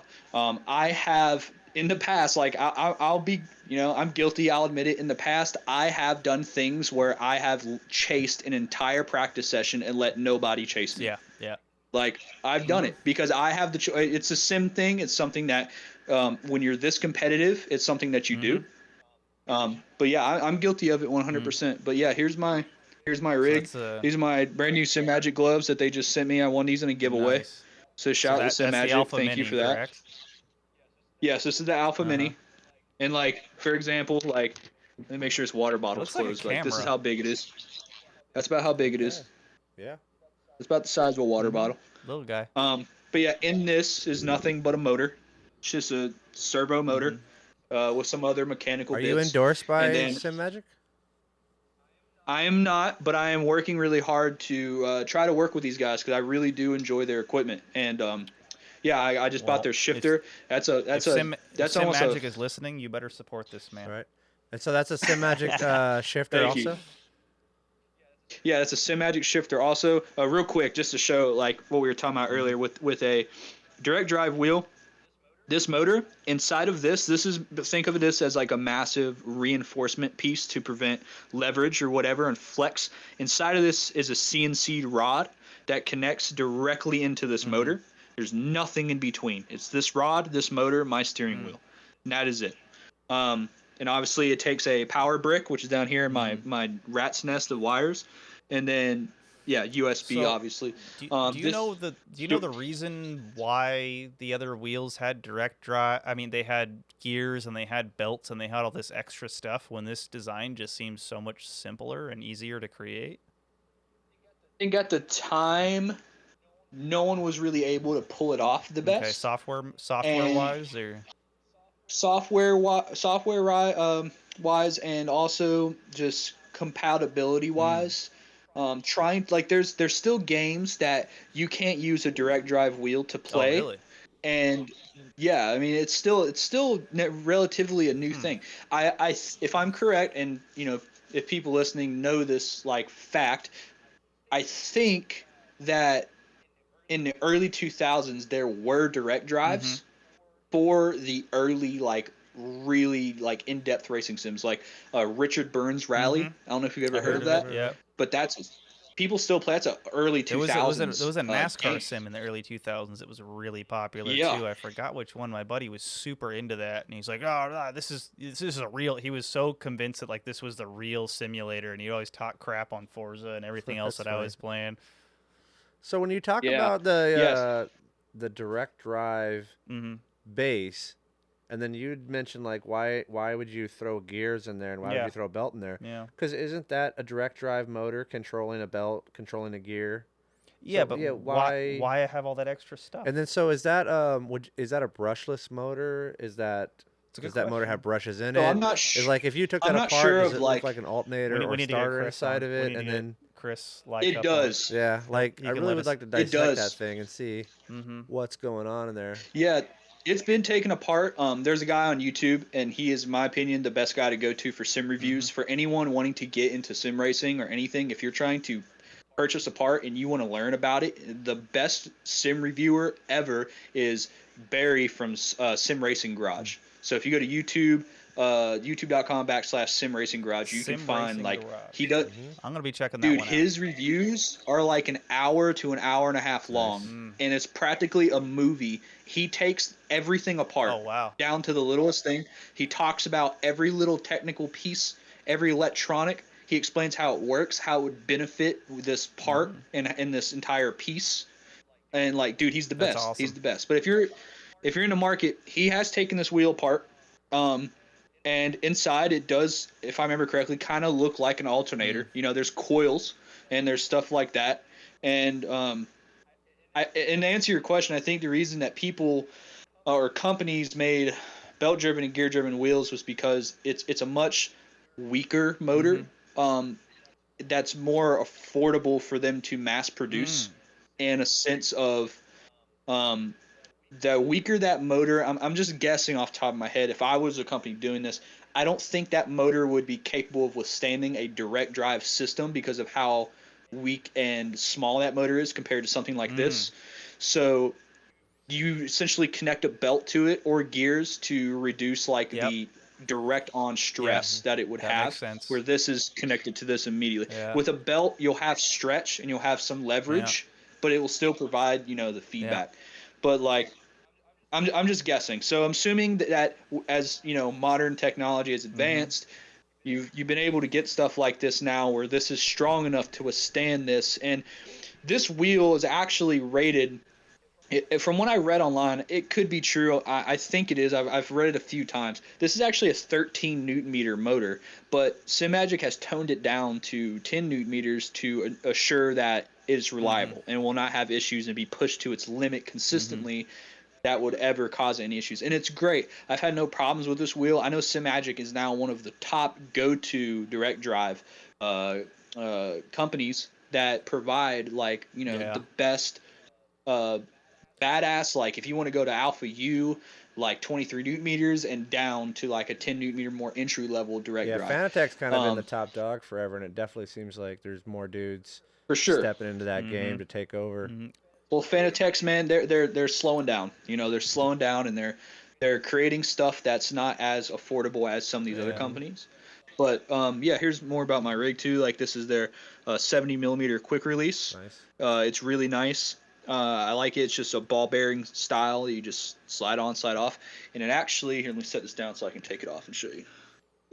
So thinking about like that motor, like nice. It's basically just an electric motor. So like, you give it voltage and it wants to turn one way. Yeah. You reverse polarity, it wants to turn the other. Yeah. I've seen things on YouTube where people made their own. Yeah, you just need all the software to deal with it. Essentially, they made. What is that? Is that a chip in there? Is that like a little, not chip, but So see the prongs that are in there?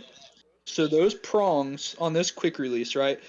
SimMagic provides a large variety of wheels, like GT3 style, F1 style, road race style, that have displays on them, right? And all the knobs and everything, right? Something you would see in like a GT3 Porsche or Mercedes, right? This right here, if you can see it, see this right here?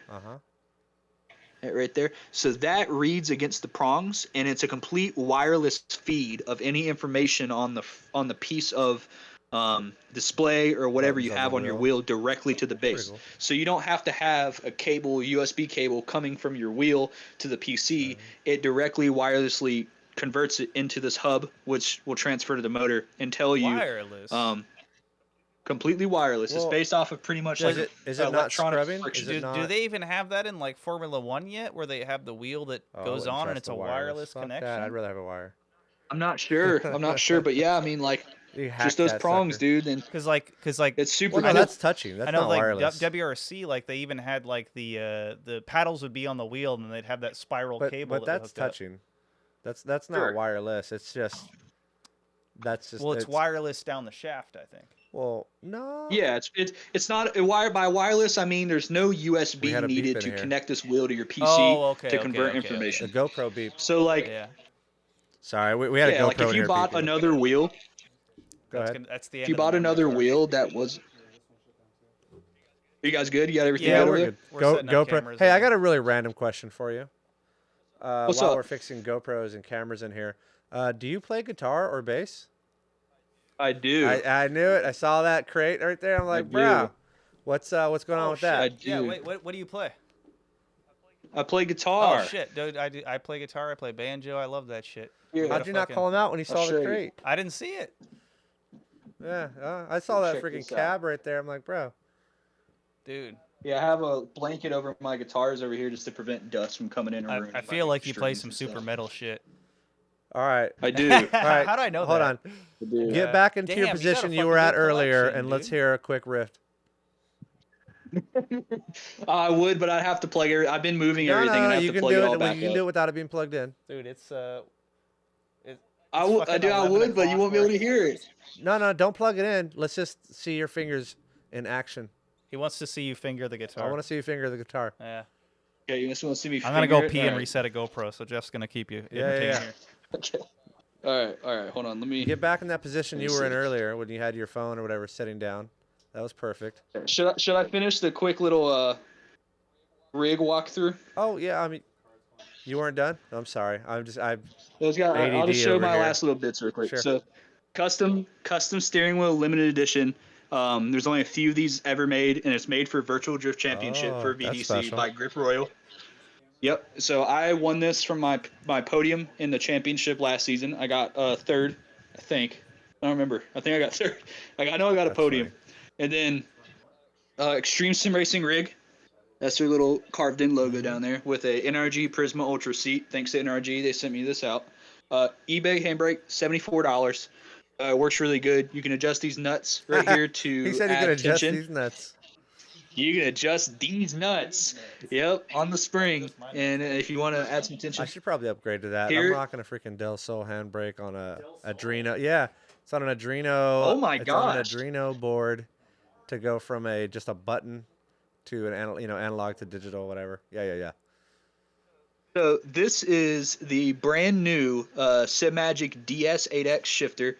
It's sequential and H pattern. It's a absolute monster of a unit. It's almost I paid almost $500 for this shifter.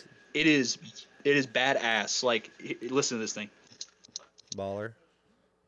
Like and then you can take this switch, flick it up, and That then easy, huh? That's nice.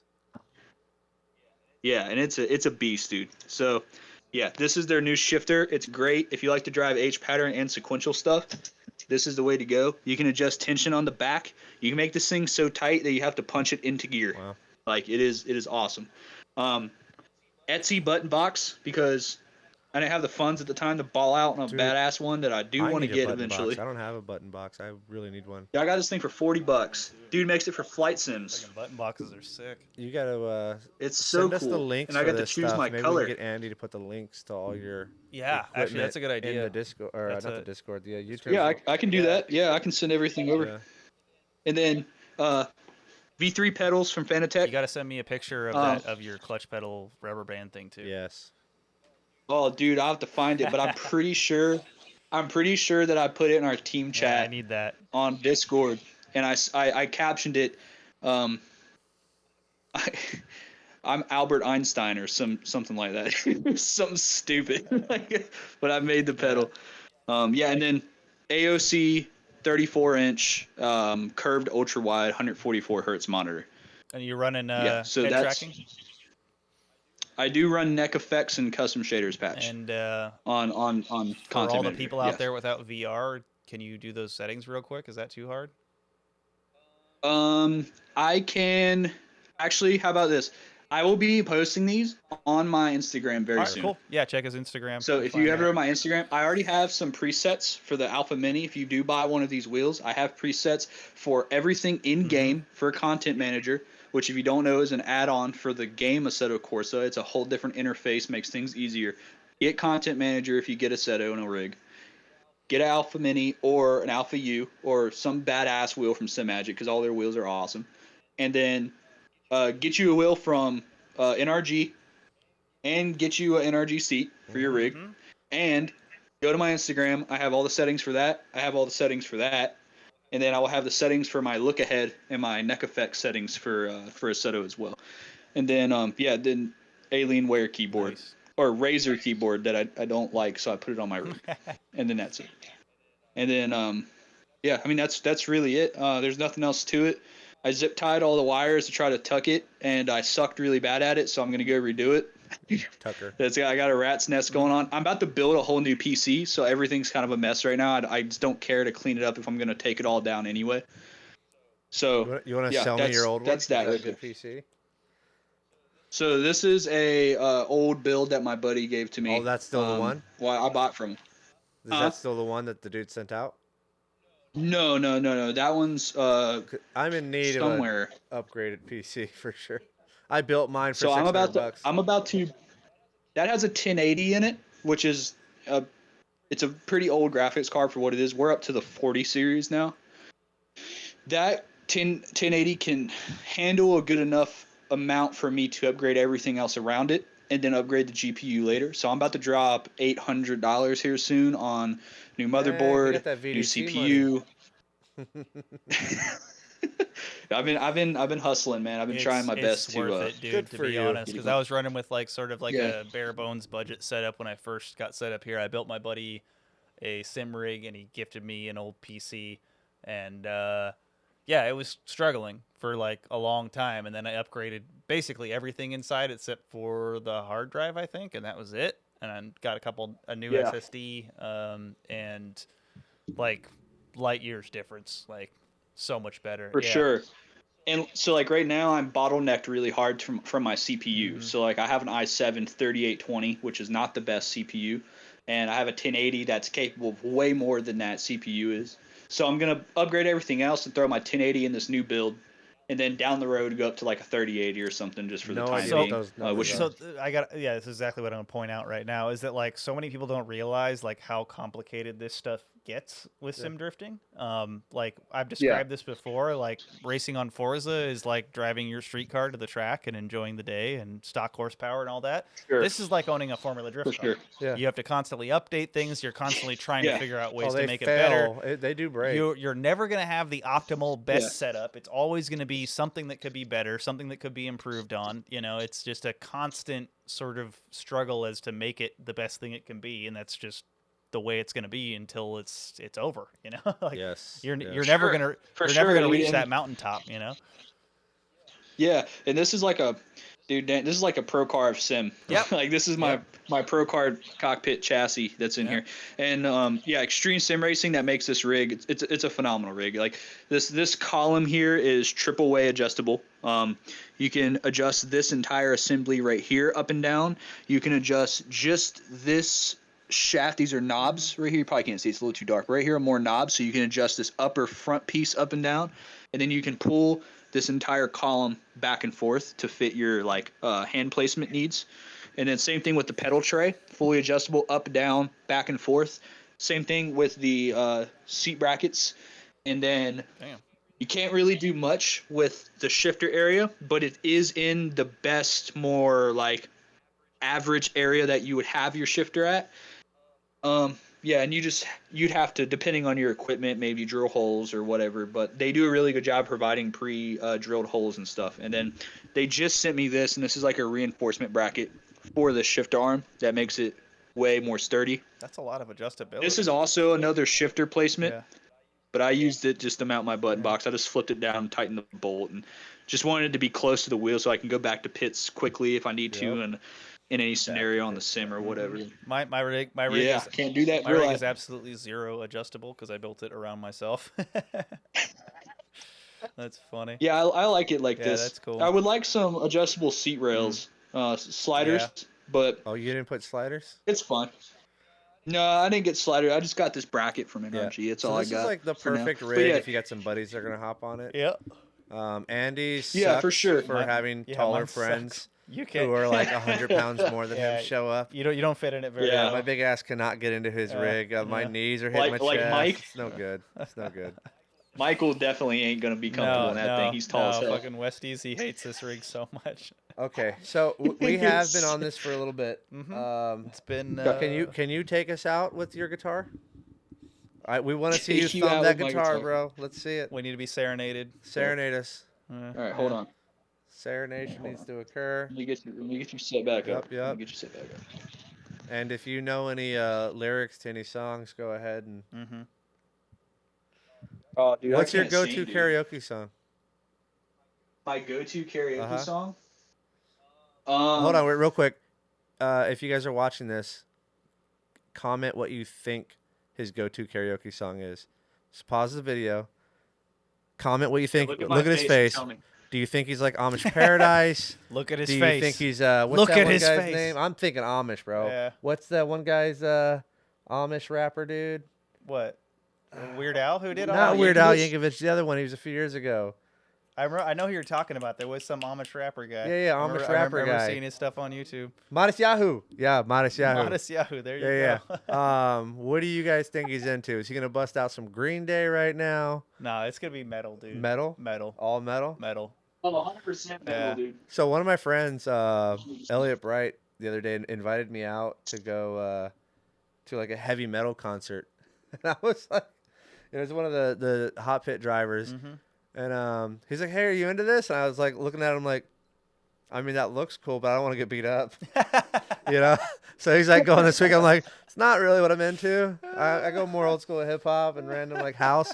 But if you look at me and you see like the the freaking bald head and whatnot, you might think, Yeah. big ass white boys Yeah. into some freaking death metal. Ascension Or was, whatever, was you know? super into death Yeah, metal. Ascension, yeah. Ascension was always into the death metal. Have you never been to a metal concert? Nope. No. Really? I mean, I've been to hundreds of concerts. I actually do staging concert audio stuff for a living, and I've been doing it since I was 14. So never really. Jones wanted- Productions, yeah, shout out. That's the new Y'all need jam a right stage there. in SoCal. Yep. Hit up yep. Jones Productions. So I actually wasn't a big fan of going to concerts just because I've been to so many, and it's like, one of the old. things I hate the here, most is real jam quick. sections. What do you got? Real quick. Oh, you should go to a metal concert, by the way. You're missing out. Okay, We're so gonna go together. Okay. Les Paul, Black Beauty, BC Rich, Assassin 1 and White, Schecter C7 7-string deluxe 7-string. Diamond Series. Schecter. How do Yeah, you I play really How do heavy. you tune the I 7 play- string? What is is it a lower or a higher string? Okay, so I like essentially, this. Is it fifth and sixth gear, or is it a lower first and second? Right? so it's a 6-string, which is the 7-string added, which is think of it as like a Yeah. baritone So add-on. which one is 1-to-1? So is what I'm thinking. This fourth gear. Or fifth this from here to here in 6-string is E standard, gear? E right? standard. This is a really low B. A low B. Really low B. So it just kind of goes into a bass. So Exactly. You got your little bass, So, your yeah, little it- bass chord, your bass string. this helps you get lower towards bass tunings. You're not ever going to really be in bass tunings until you get to like H-string, but this is enough to like the band Korn. Like they play 7-string, so like you could play 7-string Korn with this. There's other bands that play it too. Yeah, this is Black Beauty, Les Paul, all original. I've never ever did anything to this guitar. It has sat in. This was my first guitar ever, and it was just given to me by my dad. That's an original Les Paul. And it's I want to say it's like a replica of some sort. There's really not a lot of information about this guitar on the internet, but I've never done anything to this guitar besides fix shit that breaks, which is like very rare. It's actually really good. But dude, it's got so much character. Like you probably can't see it, but it's got like corrosion and old bone style saddles and yeah, it's super old. And then yeah, that's a guitar I bought a while back. That stays in like drop D. This it goes from drop D flat to drop C. I tune this from B standard down to A flat, and then I have 2 crate CADs 4x12s. I think. Pissing off your neighbors, huh? Oh, dude, I can't turn it up past my amp. So I have like a PV Viper amp right now because the head I have for this was a GS 1600 crate head. It broke a long time ago. So I wired in a jack to this head unit I have, and I can't go past 2, and it goes up to 13. If I go to 3, it hurts my ears really bad. Nice. So, that's. So, what's the name of your band? Really loud. The Power Stop Breaks. There you go. The Power Stop. Wait. So is Breaks. Litteral in the band? Yep. Yeah. Yeah, Ryan's. What does Ryan's Ryan play? I see him as a drummer. A drummer? He plays the triangle. The triangle. That's what he plays. Yeah, he plays the triangle. More cowbell. Yep. More cowbell. Yeah. He's just dinging away in the background. Okay. But yeah, that's my stuff. We do This have is- cameras dying over here. I think we are reached our last. Hold on. Let him thing. explain this one. Explain this one and then This is play us out. last guitar. I have basses, but I won't go into those. This is my last guitar. This is my favorite. This is Dimebag Darrell from Pantera. Was the reason. Pokemon? Not Pokemon. Gumby. Dimebag was the reason I started playing guitar. This is his signature dime B-bolt. Oh, cool. It says his name up here and stuff from Dean. sweet.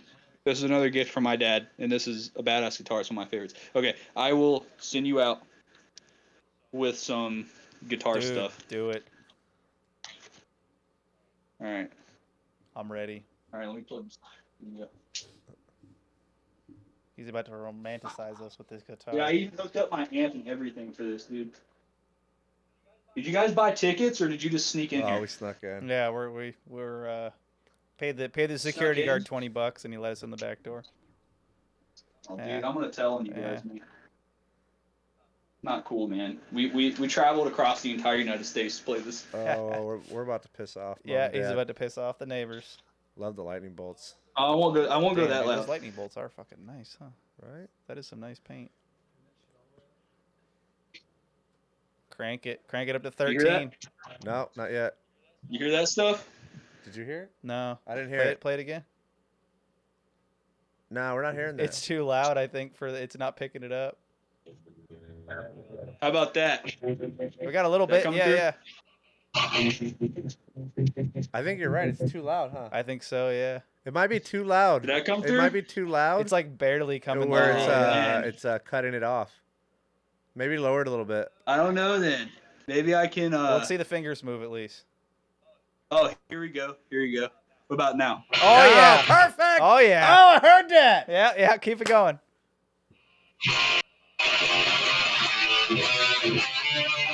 That Oh work? yeah. Yeah. Send it. That was awful. Oh Damn, my god. this full rips Freaking ripper, bro.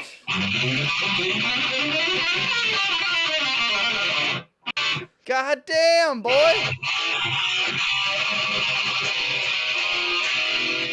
All right, bro. I'm gonna make an official God offer right now. damn. You can stay on Ryan's team, but you're coming to my team to play the halftime show. Yeah, dude, seriously. We're taking your gear on the road. Dude, you you're bringing a fucking rip, guitar, man. and you're playing the freaking halftime show in my pits. Dude, I'm so down. This is so down. freaking gnarly. Yes. Dude, that is awesome, man. That's awesome. I had no idea. That's great, dude. I've been playing guitar since I was like 13, Yeah, man. I ain't nowhere near as good as you. What a tease, bro. He gave us like 3 seconds of each song. Mm-hmm. That was so good. Nice. I'll bring it out. You got to bring it out to FD. That's coming. Yeah. For sure. I'll bring it out, dude. I'll bring it out. I got.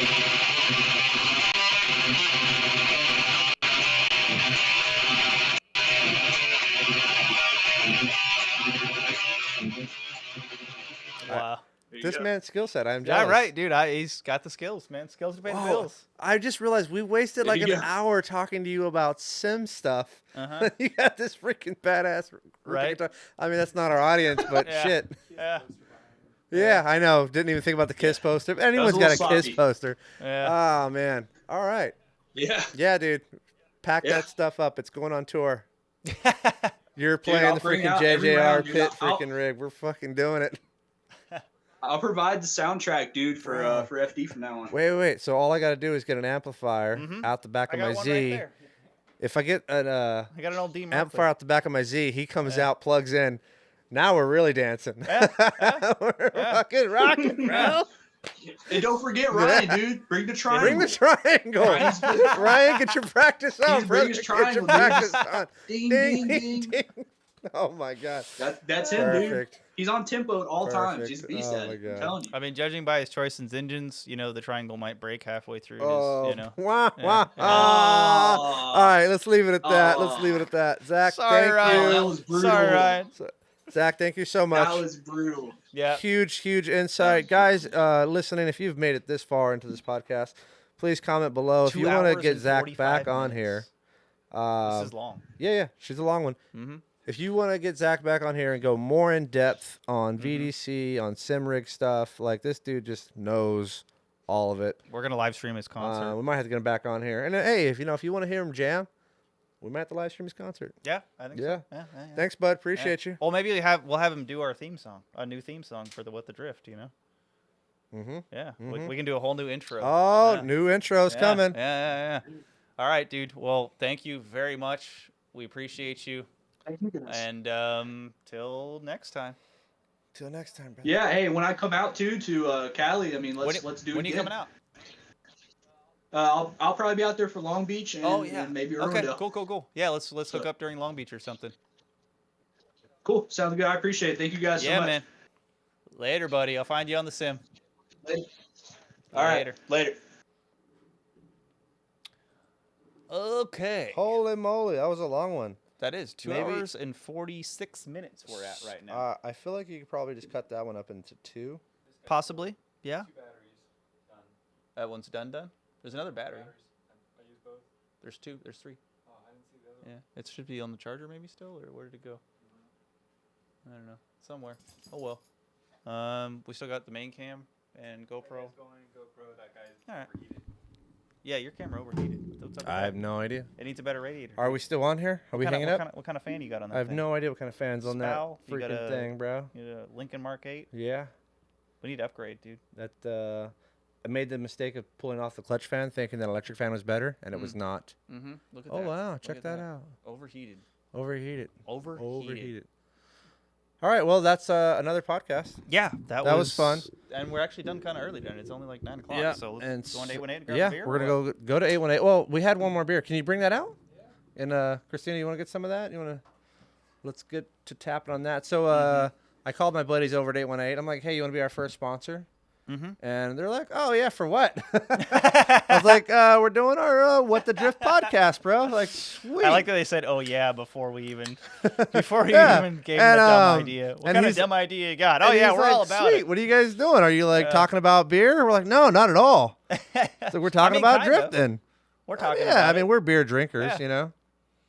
I mean, out of all the 4, what are you the biggest fan of so far? Well, I mean, my go-to is always like IPAs and hazies. So I'm a lighter guy. I mean, I'm a lighter in general as West far Coast as far IPAs as are always physical good. stature, but I'm also a lighter in beer. yeah, I prefer. I mean, I like a full flavored IPA when it's not beyond that realm of just extremely bitterness. Like I like XPAs a lot. You ever had an XPA? no, what's XPA? Extreme, not extreme. Extra pale ale. Extra. So it's kind of in between an IPA and a pale ale. So it's like extra slightly pissed bitter. award, I don't know. Yeah, extra pissed off. Yeah. Yeah, so I like those a lot. And certain IPAs, there's just a wide range with like the amount of bitterness that you get from them. Some of them are really bitter, and some of them are relatively drinkable. Yeah, I mean, this You know? there's such a range of beer. It's crazy when someone says they're not a beer drinker. I'm like, Yeah. there is a beer for everyone. Mhm. And maybe my taste buds suck because I've got good friends who've taken me to a bunch of wine places, and they're like, there's a wine for everyone. And I'm like, it all tastes the same. I've actually had some wines that I don't mind, but nothing that I actually. I would enjoy. agree. I have wines that I don't mind. Mhm. I'm okay with white wines. There's some that Certain I don't. ones. Yeah, the ones that don't make you mind. like breathe out the wine. The red afterwards. ones, Yeah. no, can't do Yeah. it. I'll taste Yeah. like vinegar. No, my girl's into a lot of wine, so every time she tries something new, I try it. And there's a few that like, if I was forced to, and that's all they had, yes, I could enjoy a glass of that with dinner. Yes, I would 100% prefer a beer, but like if I had to have it, like okay, yeah, All right. Comment below. Let us Mhm. know what age you were when beer started tasting okay. Because I remember drinking beer at like 8 years old. no, Just kidding. probably. I honestly didn't get into like drinking until. Well, like, I mean, not 21. into drinking, but you tasted beer, right? Your dad gave you a sip of beer at like 8 or 10, and you were like, Yep. "Ah, that's terrible. What's wrong with you? I'm never I drinking was this." I was And like then- early 20s when I developed. yeah, a and taste then you're for it. like 20 something, and Yeah. you're like, this is okay. Yeah. I don't Yeah. know. Something changes in your taste buds. In So high comment school, below. Let us know. when you were young. Before then, I just felt like I was drinking beer just to be cool. Yeah. Yeah. Just because everyone was drinking at the party, and that We're was drinking. like the thing to do. And if you're drinking Bud Lights, it tastes like water, anyways, Mhm. right? Mhm. Coolers Light, that's just water. Mm-hmm. That's some good track beer stuff. High right school there. parties, it was always the Coors Light keg, which was Kawamas essentially was the cheapest beer you could get. What was it? Kawamas? Is that the one with the Baby turtles. Sea turtle? Sea turtle. Yeah, the sea turtle. I remember that. Yeah. They still have those? All right, are we getting in trouble? I'm looking at our producers over here. They seem happy. Okay, They seem okay. We're at 2 hours and 50 minutes. This is All right. impressive. Definitely got to cut I'm this kind of off. mad though because the last 3 ones we hit like almost directly on 2 hours. Well, we had 2 people in this one. It's true. So we really cut them both short. Yeah, we did. Yeah, And we did. I think this is a twofer. Mhm. So I was gonna say stouts. Mhm. I like stouts, but only in small portions. So I do one. Yeah. What do you call those? Tulips. Okay, but real quick, that peanut butter stout you had last time, that was the first stout that I actually enjoyed. It was okay. I I could do di- I one of didn't- those. I could do that, and that's it. I wouldn't say I enjoyed it. I could finish it. Mm-hmm. It's like this is not all that bad. I could see why people enjoy it. It's not something that I'm ever going to order again, but it was good. And craft beer's got to be cold. Mm-hmm. I mean, I don't know. For me, everything's got to be temperature. freaking cold. Temperature. So when you dependent. have beer, there's a guy on Kyle's team, Merv. Love Merv. Merv's, I don't know how old he is. Is he in his 70s? I don't know. Old English dude. He brings Newcastles to every round, man, and he drinks them warm. It's God crazy. damn it. I'm just like, God damn you, Merv. That is, But you that know is what? how At least he's got some freaking beer, so there's that. Yeah, that is how you're supposed to drink it originally. No, it was always that's drinking terrible. warm. That's That's how the terrible. monks drank it back in the day. It was always Rough stuff, man. Yeah, I mean refrigeration wasn't a thing until Rough modern stuff. times. Even in China while we were there, if you didn't specifically request a cold beer, this was in early 2000s, they would give you a Heineken and it'd be dead warm. Yeah, I went to China a few years ago, and same thing. Dead warm beers. They were just 30 packs sitting on the floor, and you just pop one out and just Yep. drinking. Warm. Yeah. You're just like, warm piss what beers. is wrong with you? Yeah. So 818's got this. What is it called? Snuggles. Snuggles. What's Snuggles Hazy IPA. I haven't tried that. It's cute. It's got a little snuggle bear in there. It's delicious. Yeah, I don't know. Hazy IPAs. Really love those. You know what really got me into? You drink your Snuggles and you listen to Justin Timberlake? Is that? Yeah. is Yeah. that- Yeah. Wow. I'm a happy guy. I try to stay happy. I got a lot of other angers for other issues. Yeah. I try to stay happy. Yeah. But I was I gonna say- tried and get really angry at this thing. This That pod track thing. Fuck. This Okay. thing pissed me off so Well, bad. the batteries didn't die during this episode. Well, yeah, I got it wired in though. Oh, you got the power supply for it now. Yeah, yeah. Got it. That's what you were pointing at earlier. Yeah. Well, that worked out. Well, I was pointing at that we were hit 2 hours already. Oh. Yeah. Well, I was seeing it on the GoPro until the GoPro died. Oh yeah, you got your own time frame up there. Time frame too. right there. Yeah, it's nice to know. Yeah. Well, is that episode 5? Are we calling it? That might be 5 and 6. That might be 5 and 6. I don't know. You'll have to edit it and figure it out.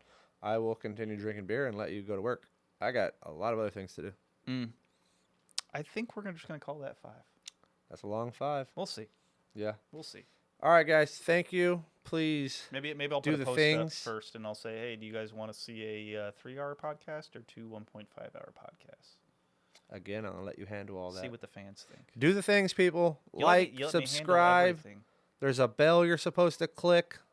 Flick the bell, okay? If you can find the bell, flick it. Flick Jeff's bean. Flick it a lot of times. It'll make you happy. Flick the bell. Yep. And thank you, JSI Mistified, for coming on. Thank you, Nate and Dawson at Circle Adrift.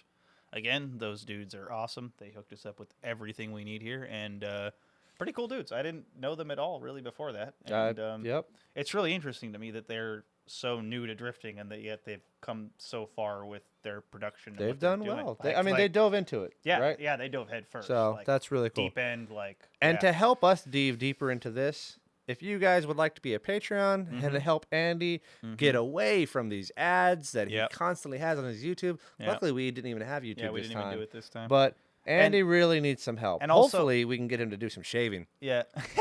Also, opinions. Would you guys rather see us do Patreon or Twitch? Because basically we can do the same thing on both platforms. They're both subscription-based platforms. I feel like Twitch would be better for us. I'm not 100% sure right now, but that's where I'm leaning towards. So eventually we'd like to go live on Twitch and do our episodes live there to our subscribers and then release the YouTube video later. I'm just shooting for beer money. We'll see where we get with that. Yeah. If we can just get some beer money. Maybe 818 will kick us down some more beers. Well, but we got free beers this time. time. So, for this time. You know? But if we can get more free beer. Yeah. You know, Patreons, thank you. Yeah. Thank you, everybody. Thank you, everyone Subscribers, who's watching. thank you. Subscribers, everyone. If you've made it this far in this episode, I'm sorry. Yeah, really sorry. Okay. Yeah. Yeah, so that's 2:55. All right. That's 3 hours. Good night. Yep, good night. Later, guys.